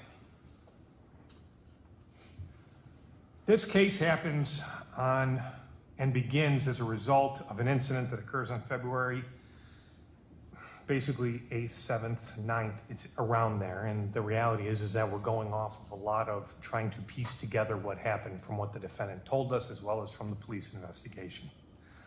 We do know that the victims, all 3 of them, mother, and if I'm not mistaken, a 4- and 5-year-old daughters, if their ages, if I'm correct from the medical examiner's report, are reported missing. The last time they had been seen was at a funeral for the son that Amara had with defendant. Now, she and the children are dropped off at her apartment. They're not seen for some time. We know from 911 calls and from interviews with witnesses that that night there was a violent offense in which the defendant assaulted Amara. One witness described it to police as though a head was bouncing off of a wall or banging into a wall. Another witness described seeing Amara run away, like kind of like through the parking lot outside, and being taken or dragged back. And I am still struck by that when one of the statements in that report is that she said, "Please don't kill me."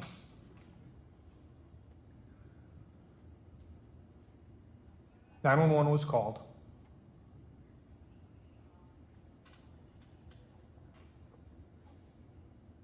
But that did not affect anything. The victim was inside, and I would note that the defendant, in one of his phone call interviews with the detective later when they said, "We need to talk to you," admits to that portion of the incident and says, "Yeah, I had to coax her or coach her back inside." What we know happens once they are inside is entirely from what the defendant told the police. That's really what we know in many ways. What we do know is that he strangled Amara to death.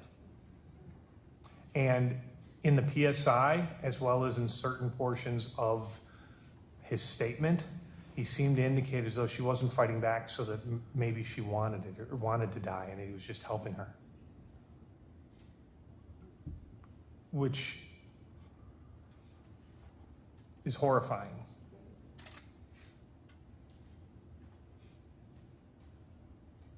The defendant then takes a child one at a time into a room and does the same thing.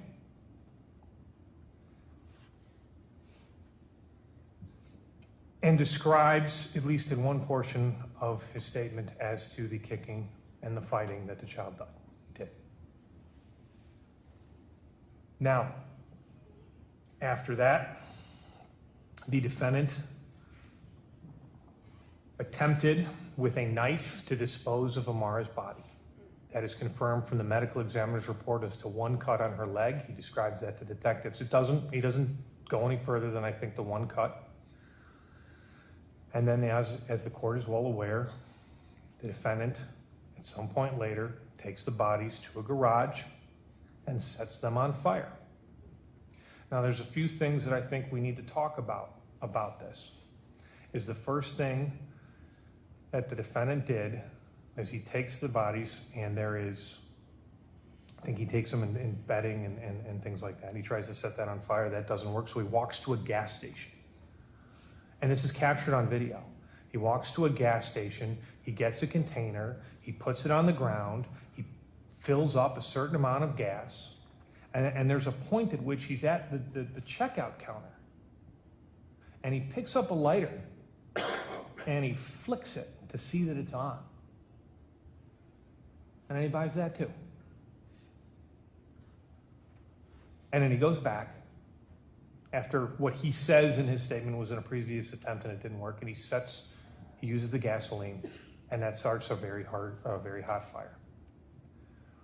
The other thing I would simply note, and I think this is important when one considers the serious nature of this offense and the character of the defendant, is that the defendant... Hey, how are you? When Detective Rosemary Galindo and Detective Emanuelson went in, There was not blood all over the place that they could see. He'd used bleach, he'd cleaned up. The indicators of violence in that house were basically down to a hole or kind of an indentation in the wall that detectives thought was consistent with a head being bounced into the wall.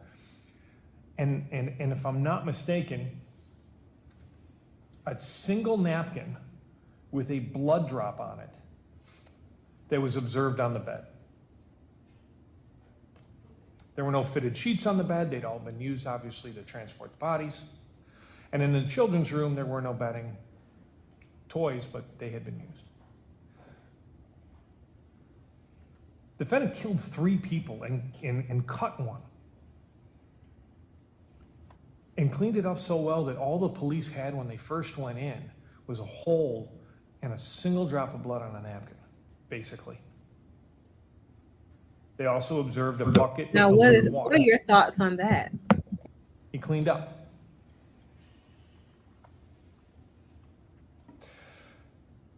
Detective Hutchinson, who's, I believe, now a lieutenant, brought a cadaver dog into that apartment once we had a search warrant. And the cadaver dog hit or indicated towards a certain area, I believe by the closet, if I'm not mistaken. And they used the blue light, and then when they pulled up the carpet, he said it was soaked in blood. He also described having been one of the detectives that found the victims' bodies in the garage. When I spoke to him about this, is one of the more horrific scenes he's ever seen in his life as a detective. The defendant does all of that and then goes down to Memphis, Tennessee to see his father. Along the way, he buys a gun. He goes all the way down to Memphis, Tennessee.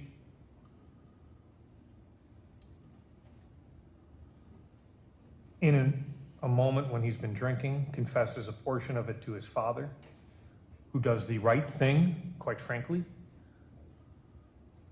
contacts the Memphis Police Department, and that is a very big portion of what led to a lot of this investigation. And then Milwaukee Police Department go down and speak to the defendant, and eventually he confessed to his involvement. I would note, though, not initially, and at one point, he even tried to blame Amara and said that the reason he did the cleanup was because nobody would believe that Amara had killed the children and then herself.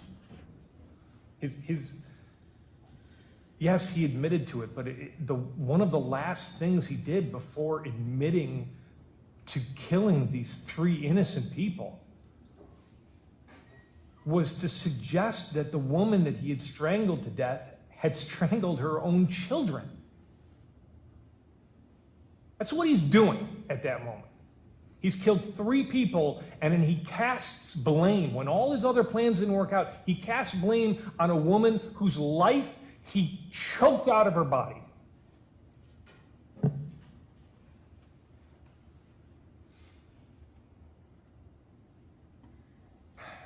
And that is the case. The defendant has accepted responsibility to first-degree intentional homicide, and as the court knows, that doesn't happen that often. That is true. We have not had to go through a trial. Life imprisonment is required by statute. We will leave those portions of it up to the court. Thank you. Thank you. Mr. Hubner, one thing with regard to Yes. the investigation. Can you outline for us the defendant's actions after the absence of Amara and the children were noted and the investigation began? What was his conduct here before he went out of town? Well, a large portion of that, Your Honor, is we are receiving that from what the defendant tells us. We have some phone records that show conduct both, and it appears at some point he leaves the scene, comes back to the scene, eventually later on, there's a period of time before the bodies are taken down to where they are burned. We do know that before he goes to Memphis, as I stated, he goes and purchases a firearm. But I would also note Did he that, purchase a firearm in Milwaukee? as a matter of fact, that's a very good question, and I have that report right here. It's at Stryker is where he purchased the firearm. And I would also note, Your Honor, and I'm just going to pull out one quick report.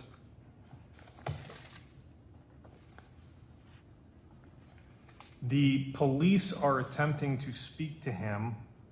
That's what I'm interested in. Yes. So what ends up happening, Your Honor, is as we are receiving some of this information, there is a detective that places a phone call to the defendant. It's actually an officer on February 14th. On February 14th, it's part of the missing persons, because at this point, we don't know. Memphis hasn't called Milwaukee. They don't necessarily know what's going on. They have, the three are missing. And Officer Vines contacts the defendant through a phone call. The defendant identifies himself on that phone call. He admits to being present at the funeral on February 7th, and then stated when he was home that he got into an argument and that the Amara had blamed him for the death of their son. Stated that she was upset and making a scene, went outside the complex, and he had to coach her back into the apartment, and that he said he stayed a little bit and then went to go sleep in his truck.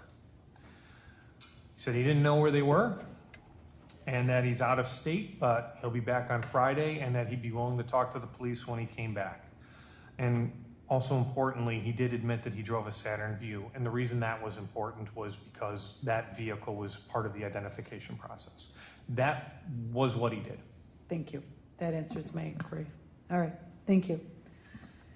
Mr. Schwantes, Ms. Cullen will be addressing the court. You, sir? I will, Your Honor. May I remove? You may. Thank you. And just for the record, I've removed my mask since I sit very far away from anybody and have plexiglass in between my staff and I. So I'll hear from you, Mr. Schwantes. Thank you. Thank you.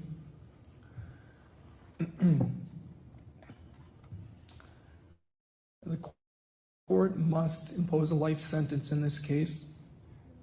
The only sentencing issues before this court are if the court will ever allow Mr. Ivory to petition the court for release from confinement. And if the answer to that is yes, when would that time be set? The defense respectfully requests that the court permit Mr. Ivory to petition the court after a period of lengthy confinement on his life sentence. This recommendation takes into account the three primary sentencing factors a court must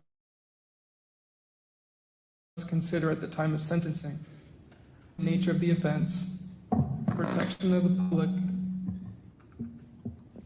and the character and rehabilitative needs of the defendant. Go ahead.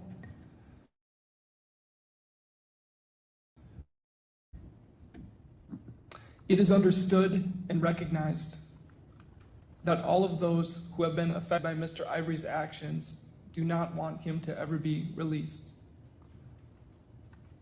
Our hearts go out to the Smiths and to the Banks and their families and everyone that is touched by the lives of the people who Mr. Ivory killed. The allegations that were proven, that were admitted to by Mr. Ivory when he pled guilty in April, and the facts of the case that Attorney Huebner just detailed are unfathomable. The victim impact statements, both the statements that were written and the statements that were given here today, are heartbreaking, well-spoken, thoughtful, understandable sentiments, and those sentiments, both in the writing and given here today, have been heard not just by Mr. Ivory's attorneys, but by Mr. Ivory. And I know that that doesn't offer anything much. I simply am asking, I'm not asking for anything. I'm pointing out that Mr. Ivory has heard everything that has been said. And I don't know if that would have been possible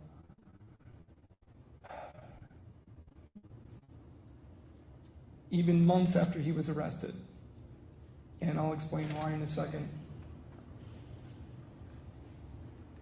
Notwithstanding the sentiments of the victims and the family of the victims and the friends of the victims, I am asking the court to grant Mr. Ivory the possibility of petitioning the court for release after 40 years. Regarding the gravity of the offense, the evidence has been well detailed by Attorney Huebner. It is true that Mr. Ivory, when he was arrested on February 15th in Memphis and then interviewed by Milwaukee detectives on February 16th, he didn't immediately in his interview confess. He did not. That's true. The interview was, I think, 3 hours and 20-some minutes, something like that. I know the court has the transcript, which I think was close to 300 pages long. Mr. Ivory, in that initial interview, well into the interview, it is true, did confess to the homicides in this case.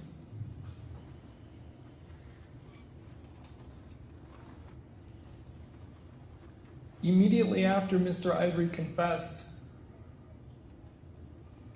one of the detectives, I think it was Detective Bell and Fidel that interviewed him, at least in that first conversation, one of them told Mr. Ivory after he confessed, "You're a man that was on track to do good things. You were kind of one of those guys. You worked, you had no record, you did your thing." And all that's true. Mr. Ivory's employment history is detailed in the 10-page sentencing memo that we filed. He's worked since he was 13 until he was arrested, until he left town, I should say.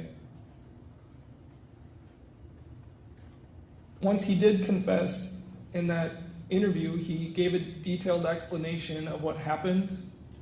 He let the detectives know where the bodies could be found.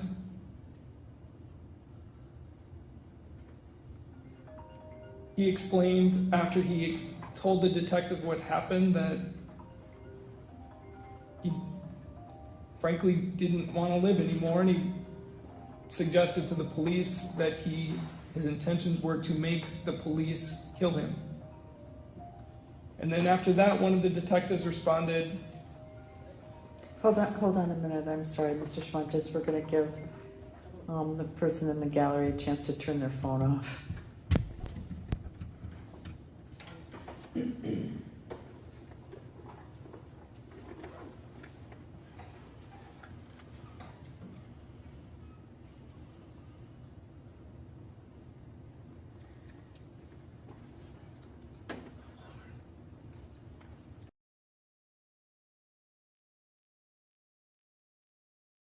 I just wanted to, first, I wanted you guys to kind of take a listen to that, but I wanted to display these babies because these are the people. These are the people that he killed.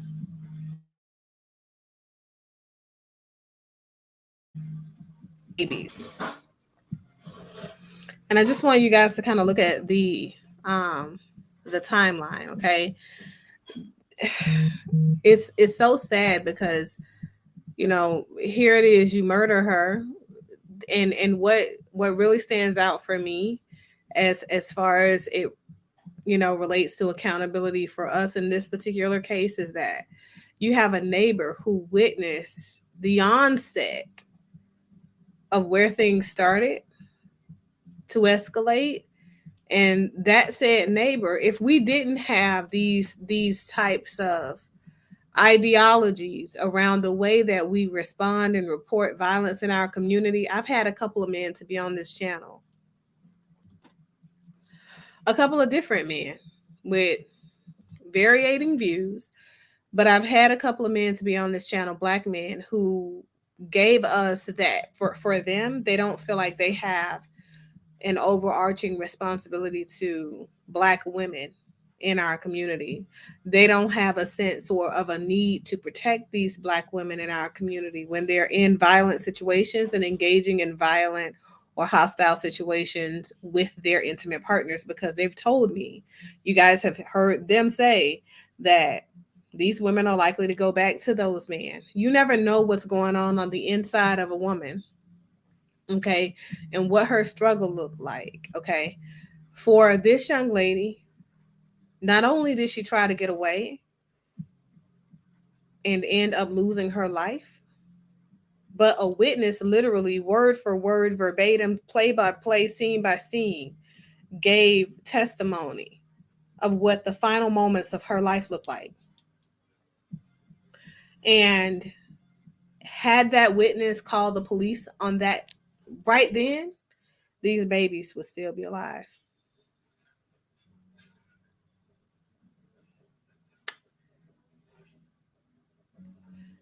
The witness saw her run out of the house with the t-shirt, wearing nothing but the funeral t-shirt of her son, their son together.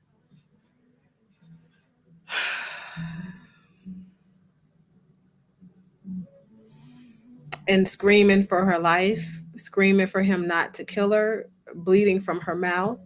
So physically, it was apparent that, she was being assaulted. The witness witnessed him grab her and drag her back inside of their home. Before even hearing her run from the home, though, the witness heard the bangs against her head banging against the door, the indentation they talked about on the wall, in the home. Observed the physical assault outside, observed him dragging her back into the house. Nobody's called the police yet. Okay. And this man had time to go back in there, murder her, murder these two babies, attempt to chop up her limbs. And he said the only reason he stopped cutting her up while trying to dismember her body is because he got tired of looking at the bones. He didn't want to see the bones. Wrapped her remains up, put it in the truck, did the same with the babies' bodies.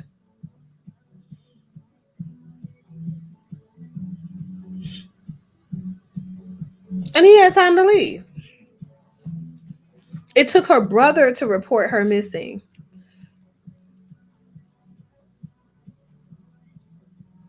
And that was almost a week later. It took her brother. So not the neighbor to call in to the police and say, hey, my neighbors are fighting. I'm not even asking you to intervene. You couldn't even call the police to get help for this woman that you knew had children in that home, whether this is her boyfriend or not.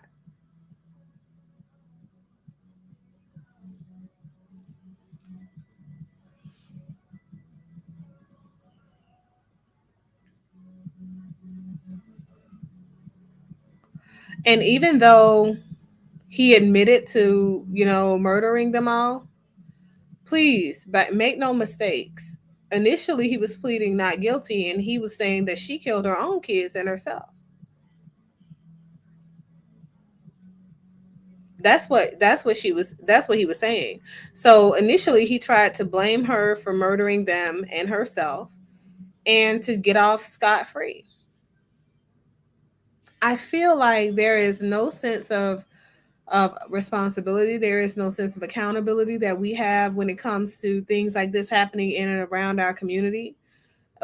We just don't feel like we have a need or a responsibility to the people that are around us. It's just all us or nothing. But what happens when the next Jerica, right, is your sister? Can you imagine the magnitude of pain her sister is feeling, considering the fact Jerica went out with her sister, had the kids with her, family function, had a couple of drinks of wine following the funeral or whatever. Didn't want to drive home, left her car at her sister's house. Her sister drove her and these babies there and dropped them off. And that's when he came and accused her of cheating on him. Whole fucking conversation heard by the neighbor, including the physical fight. Nobody called the police. These babies' bodies had to sit up in a dumpster at an old apartment complex and be reported by somebody that smelled decomposing bodies.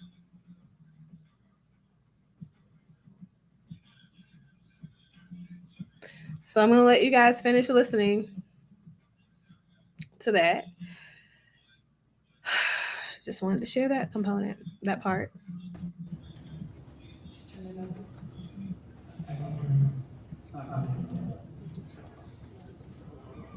Okay. All right. Thank you. My apologies for interrupting.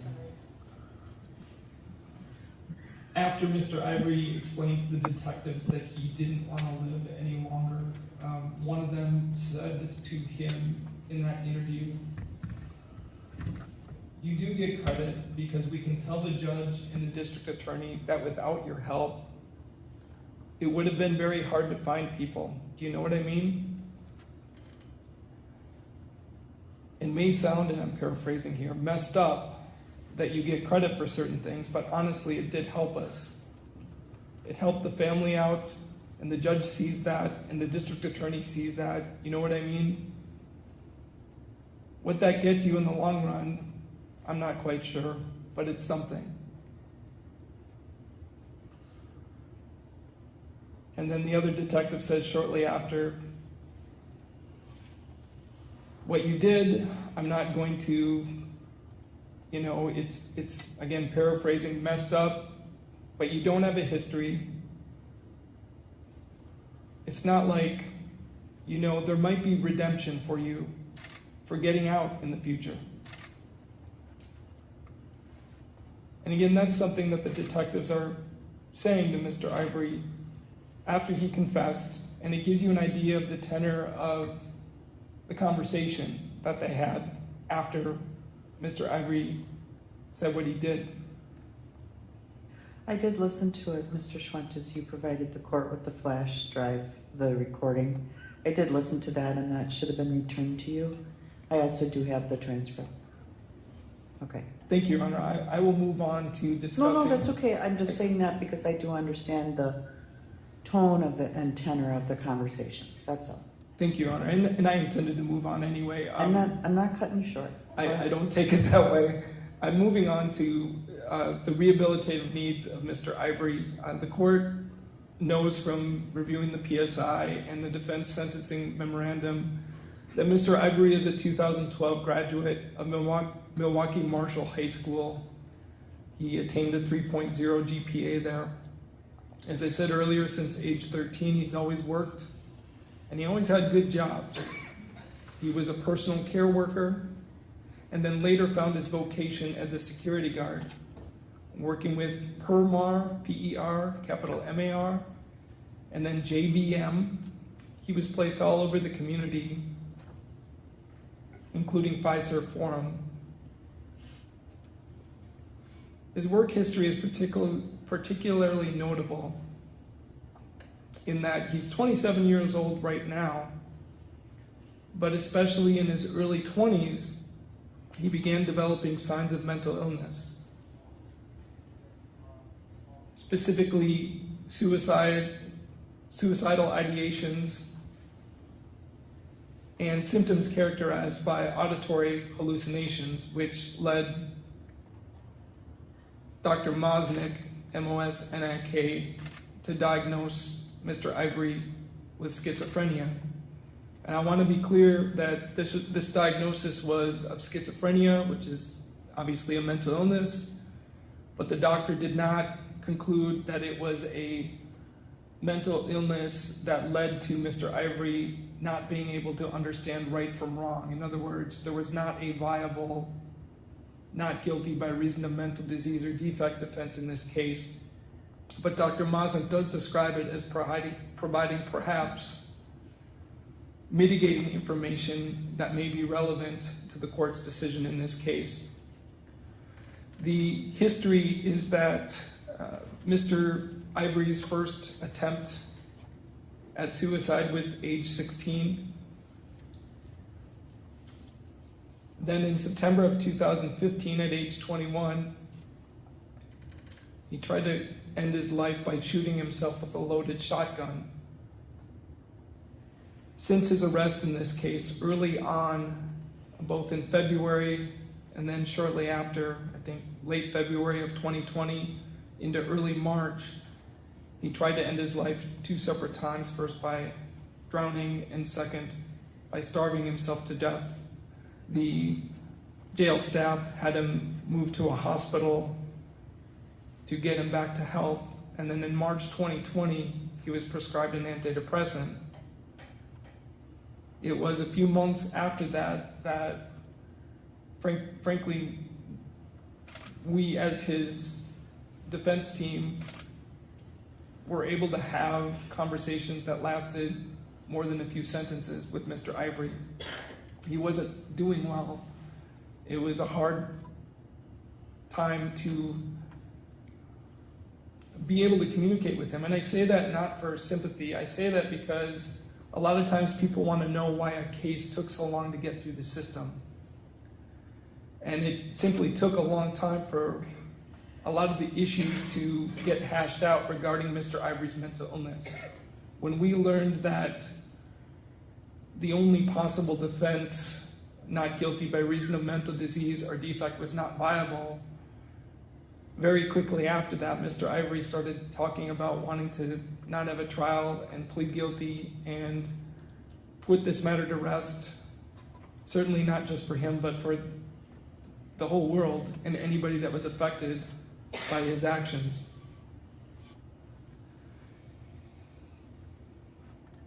Dr. Mosnick, in her report, details the neuropsychological testing that she did. In other words, she's not the kind of doctor that just sits there and talks to a person and then makes a conclusion about what all that means. There's actually standardized tests that were administered to Mr. Ivory on 2 separate days, and those are detailed on page 2 of Dr. Mosnick's report. Dr. Mosnick concluded that there's no support for the idea that Mr. Ivory is feigning the symptoms that she identified, or that he's malingering, that is, faking a mental illness in order to either get out of something or to get a lesser sentence. And I know from work in these cases, a short period of time with Attorney Huebner, that he has a talent and a knack for rooting out cases and defendants when they are malingering and when they are feigning a mental illness. And so I present that in this case to specifically ask the court to recognize what Dr. Mosnick says on the last page of her report, which is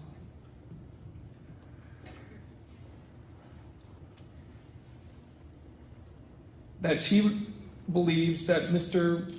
Ivory's diagnosis of schizophrenia provides significant mitigating factors in relation to the offenses in this case.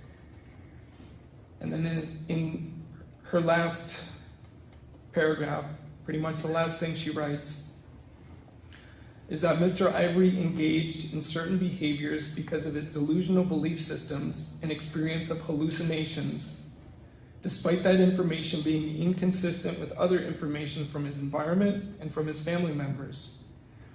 The events of this case occurred within the same time frame as his current criminal charges, and increased the likelihood that active psychotic symptoms were affecting his reality testing, his level of functioning, and his decision-making capability at the time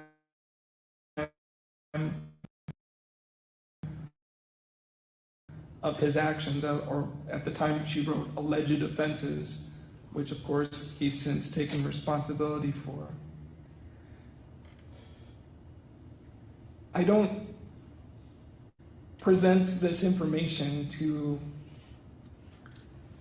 excuse Mr. Ivory's conduct, because again, this is not a defense. We're not saying that this is a defense. We're presenting it as information that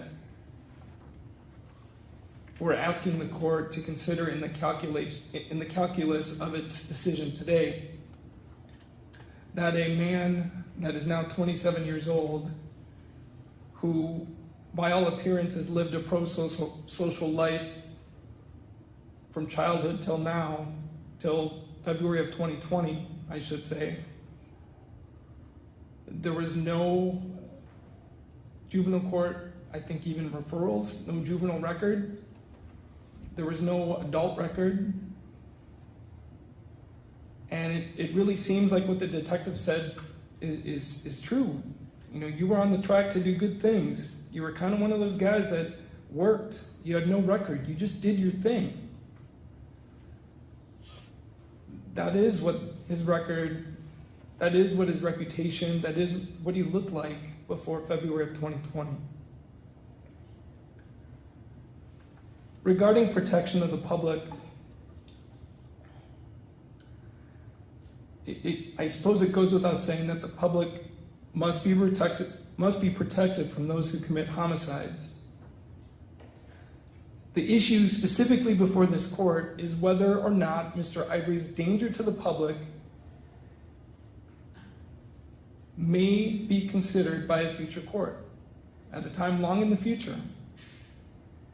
If the court believes that that should be considered at a time long in the future, obviously Mr. Ivory must serve a minimum of at least 20 years before he's eligible, if at all, to petition for release. He was 26 at the time of his offenses and incarceration. He would be 66 years old after serving 40 years.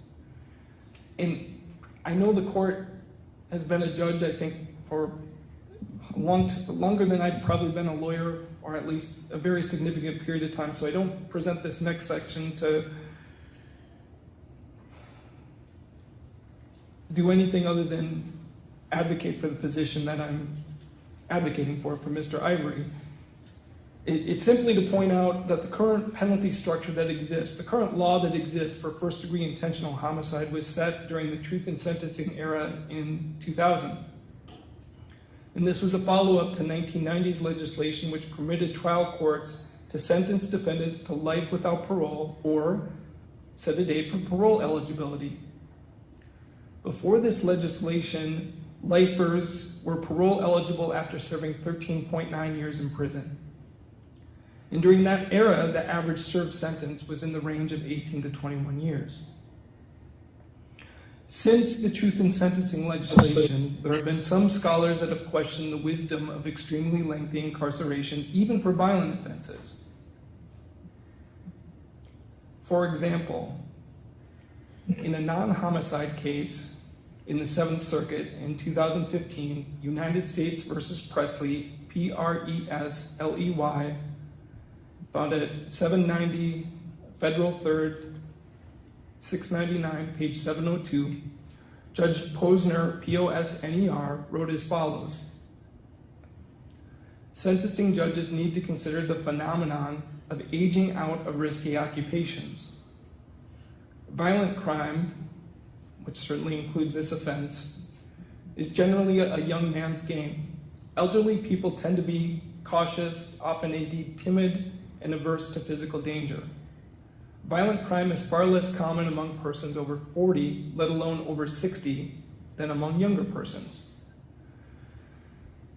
While people who commit homicides, that's the end of the quote, while people who commit homicides clearly pose a danger to society at the time of their offenses, the same cannot be said for homicide defendants released from prison. In one study from the California Department of Corrections.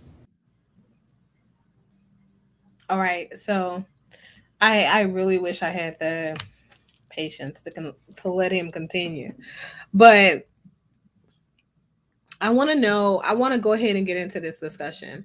And just so you guys know how this particular case turned out, it's not the same as the previous case. Of course, we're not talking about just one person being killed, though. Here we're talking about you killed the child's mother and you've killed all three of your children together. Even though you guys see that he was only on trial for the deaths of Jerica, which is his child's mom, his girlfriend at the time, and her two daughters after the funeral of their son, because they're not trying him for the son's death, even though the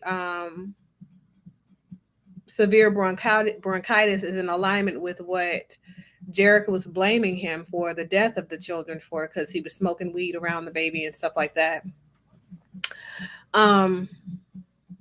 Even though that's not what he was on trial for, he still took out a whole family. He literally did. So he was sentenced to life in prison without the possibility of parole, or what they now call extent of supervision. So he will not be given a parole date because he will not parole. He's going to stay in jail. To me, to talk about the fact that he is not a risk to society after he ages out of crime tendency was quite interesting, you know. I think that when you are a child yourself and you're raising multiple children, that can be a lot of stress on you, especially when you're suffering with a mental illness. Now, a couple of things that I wanted to talk about specific to his particular case is that Arzel had a diagnosis of schizophrenia prior to him even doing this. Now, when I hear a psychological doctor say something like, okay, well, we've administered these tests and there is no way that this person was experiencing psychotic features that contributed to the magnitude of their actions in that moment. If you talk about him living in a delusional world, and you talk about him experiencing a tremendous amount of hallucinations and things like that, when we couple that, the fact that he was accusing this woman of cheating on him could be the fact that he was responding to a delusional state of being, and maybe he was off of his meds, or, you know, the fact that he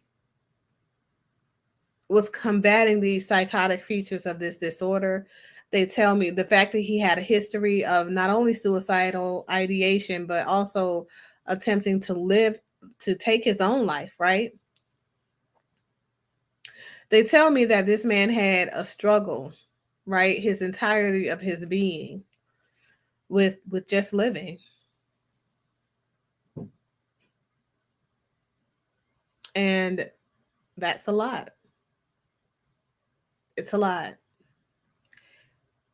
My heart goes out to the family of Jerica and these babies, these three babies. Her brother, her adopted mother, everybody whose hearts and minds and systems that she touched, that she impacted.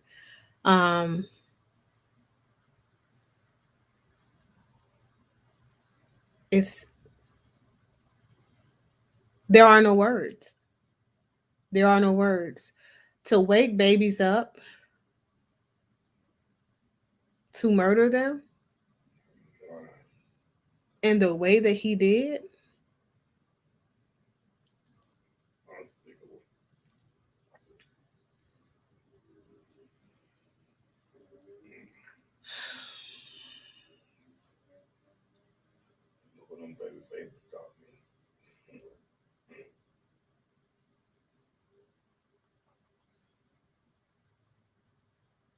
I think that the judge in this case did the right thing. But I think that there is a larger conversation we need to be having about accountability standards.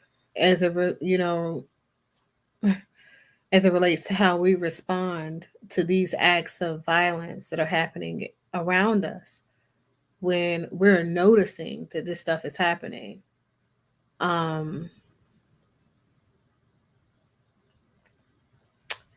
It's just terrible. Hi, One Community. How are you? Said I would love to have you on the platform so some of my subscribers can come over. Awesome. We'll definitely have to link up. It's beyond scary. It's beyond scary. And what this shows us, it demonstrates that it's not just scary in these streets. It's scary in these homes for these babies. For me, it's the fact that Jerica felt okay with going home with her babies.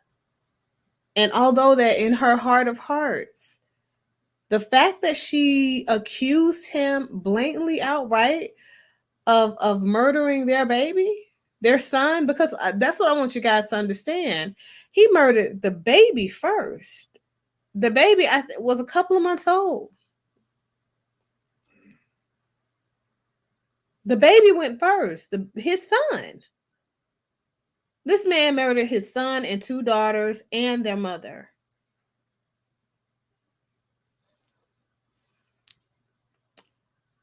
I can't bring myself to understand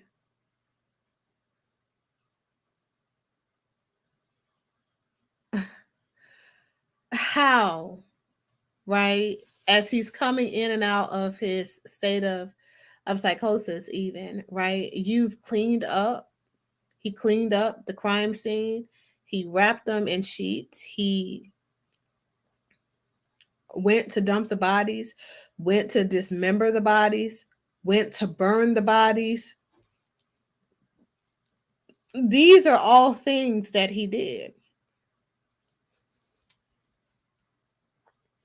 What you are not going to tell me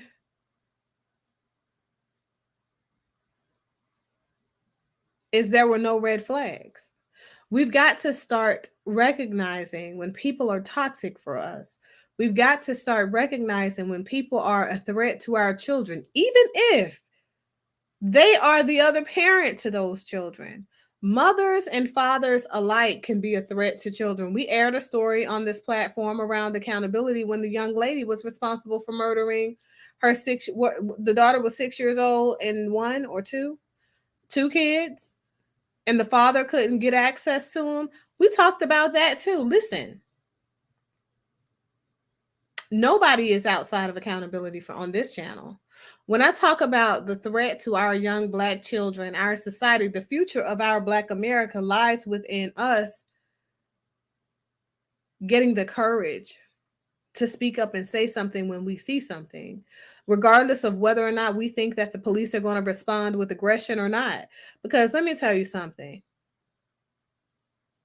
If the police had responded and not recognized that this man had a mental illness and as a result ended up murdering this man, we would still be in a better emotional state than we are watching what it is that we watched this young man do to this family, to these babies. I'm just saying, that's the reality around that. And I don't think enough of us are willing to not only say it, but sit with the realities around it. These children are our futures.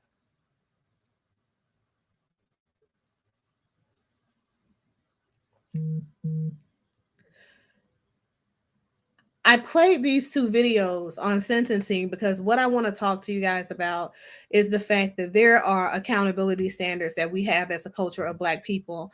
And I know there are so many Black people who feel like there is no culture in America around being Black in America, right?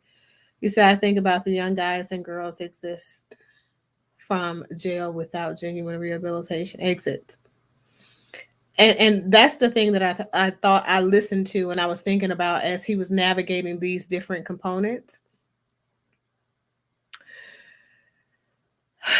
I feel like when they talk about the potential for rehabilitation and aging out and things like that, and him not having a risk of being a threat to society and stuff like that. Yeah, he's 26 years old now. And, eventually he's going to be over that 40 index, but he's going to be over that 40 index and he's going to have a mental illness that also interrupts his optimal functioning.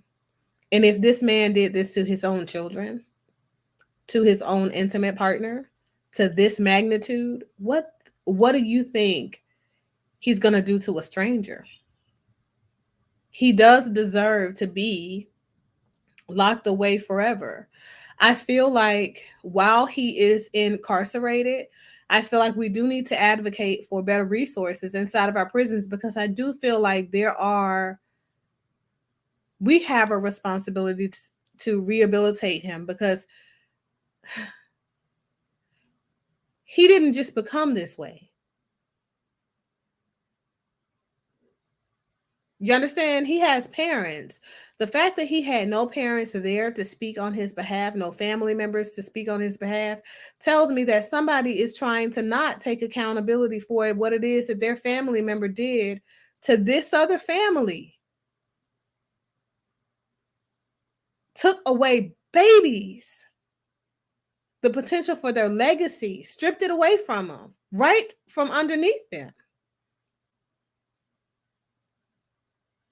And we don't have to answer to that. We don't have to answer. We don't have to provide an answer. There is nothing. We don't have to say anything. In that previous case, same thing. He was asked if he wanted to say anything. No, I'm sorry. I'm remorseful. When you have an attorney speaking for you and saying that you are remorseful and it doesn't show up in the way that you're presenting here in this case, you're not remorseful. You don't feel remorse. You've done what it is that you've done. And as a result, we have to look at the impact, right? So our babies, our future is declining. It's dying. And we feel like we don't owe each other nothing. Nobody has to bring, any issues to the forefront. We don't have to talk about anything. There are no discussions to be had. Oh, they found him. They found him. But you know how many hymns are still out there amongst all of us, walking, eating, breathing, talking, drinking among us every single day? These are just a snippet of what it looks like. These stories are a part of the large majority. We have hundreds of little people, children dying at the hands of their parents in the Black community. We have thousands of young Black children dying at the hands of one another. That's year by year. When do we have enough? When do we say, you know what? I do owe my community something. I have to advocate. I have to give these babies a voice because they don't have their own. I have to get out here and I have to make sure that I'm marching for the right reasons and the right causes. I've got to make sure that I'm educating. I've got to make sure that I'm making people aware that these particular types of risk factors are not healthy for relationships. Like, when do we have enough and say we need more effective means of resolving issues amongst us? We need to be less violent people. We need to be more constructive people, right?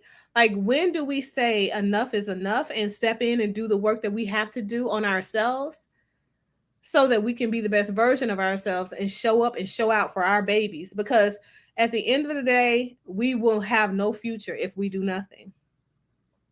And it's great that these two young men took accountability eventually and were sentenced to prison terms. But I don't think that is the answer. I think that we've got to start identifying that these same behaviors exist in these young men who are very much a part of our systems, in our family, around us, our friends. And we've got to start deconstructing some of those social norms that we have okayed. When we talk about the magnitude of acute psychosis that is going on in the Black community, I'm just going to call a thing a thing. If you guys are out there getting high and that's your means of coping with your stress, auditory and visual hallucinations have been known to be one of the number one side effects. You think that you have to be high in order for you to experience the longitudinal effects of you ingesting these drugs? That's not to go ahead and play to the understanding that we also have a cocaine, heroin, fentanyl crisis on our hands as well in our communities. We've got to just do better, period. We've got to start owning these things. And as a result of owning these things, we've got to deconstruct the narratives that okay the type of behaviors that are a part of the perpetuation of this cycle of murdering our babies and never really remembering them. So again, my heart goes out to the family of the victims. My heart goes out to the families of these men who committed these crimes. We have 2 different cases where fathers murdered their children. I just have to say, it's not the police. It's not the white man murdering and taking away our legacy. It's us. We're doing these things to ourselves. Acknowledging that is a positive step in the right direction, but that's just not enough. We've got to advocate. We've got to help one another heal. What conversations are you guys having with the people around you about the risk of mental illness? What conversations are you having around the topic of inadequate coping skills? What kind of conversations are you guys having about the importance of us getting ourselves together, not only for the sake of us, but also for the sake of our legacy, the sake of our children? I challenge you guys today to go forward after reviewing this content and have a newfound sense of responsibility to your community. You don't owe just your family your support, protections, and provisions. You owe it to your community. We cannot grow and we can't improve if we're not truly in this together. So, I found this on the web. what are you searching for over there? You said if a man laughed weird on a first date, that's a sign. I think that we got to know that there is a lot. There is a lot.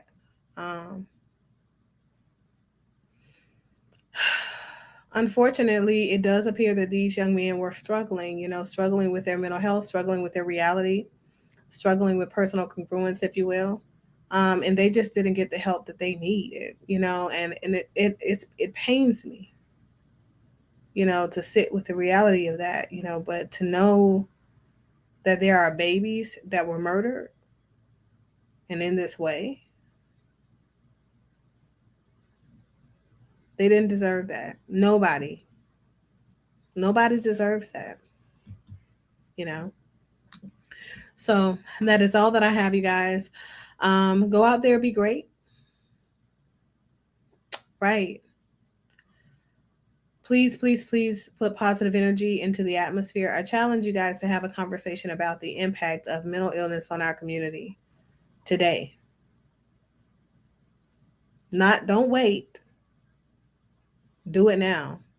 Have a conversation, whether you're talking to your children, your friends, your cousin, your brother, your sister, whomever, your mother, your father. Have a conversation about the impact of mental illness. Have a conversation about the magnitude of inadequacy we have in our communication skills and our conflict resolution skills. Have the conversation and then talk about the next steps, which is making sure that we are mentally, emotionally, and behaviorally congruent, okay, with positive outcomes. I want to give a huge shout out to the community chat, okay? Definitely outside looking in. We all have to. We have to understand the value and just making sure that we're remaining congruent, right? But do your part. Put positive energy into the atmosphere. Be a positive impact on somebody's life, even if it's just a stranger on the street. Give a positive word of affirmation. We can do this. We can overcome this plague in our community if we just are intentional. And we've got to be. Now is the time. We can't afford to continue to lose our babies at the magnitude that we're losing them. Not to something that we can definitely control. If you see something, say something. If you know somebody who is experiencing a crisis, please call the crisis line so that you can get adequate support, but also linkage and resources for longitudinal support, and them navigating the intricacies and the difficulties of their mental illnesses. So that is all that I've got, you guys. I absolutely love you guys. Shout out to the chat for all of your commentary, support, questions, and all of that. I hope I didn't put too much of a downer in your day. Go out there, live free, be great, and be inspired to make an impact on the world around you in a positive way. Later days. Bye.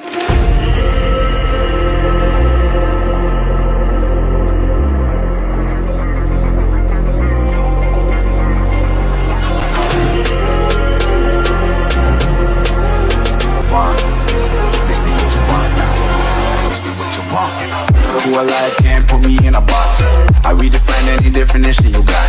I am the tiger, I'm making steps to the top. The flames, I'll rip it up, you just gotta hand me the rock. Take a seat, you cannot stand it. All I know, the flow harder than a Scotch bunny. Don't try studying me, you cannot manage. This ain't what you want, bitch, I'm a fucking phenomenon.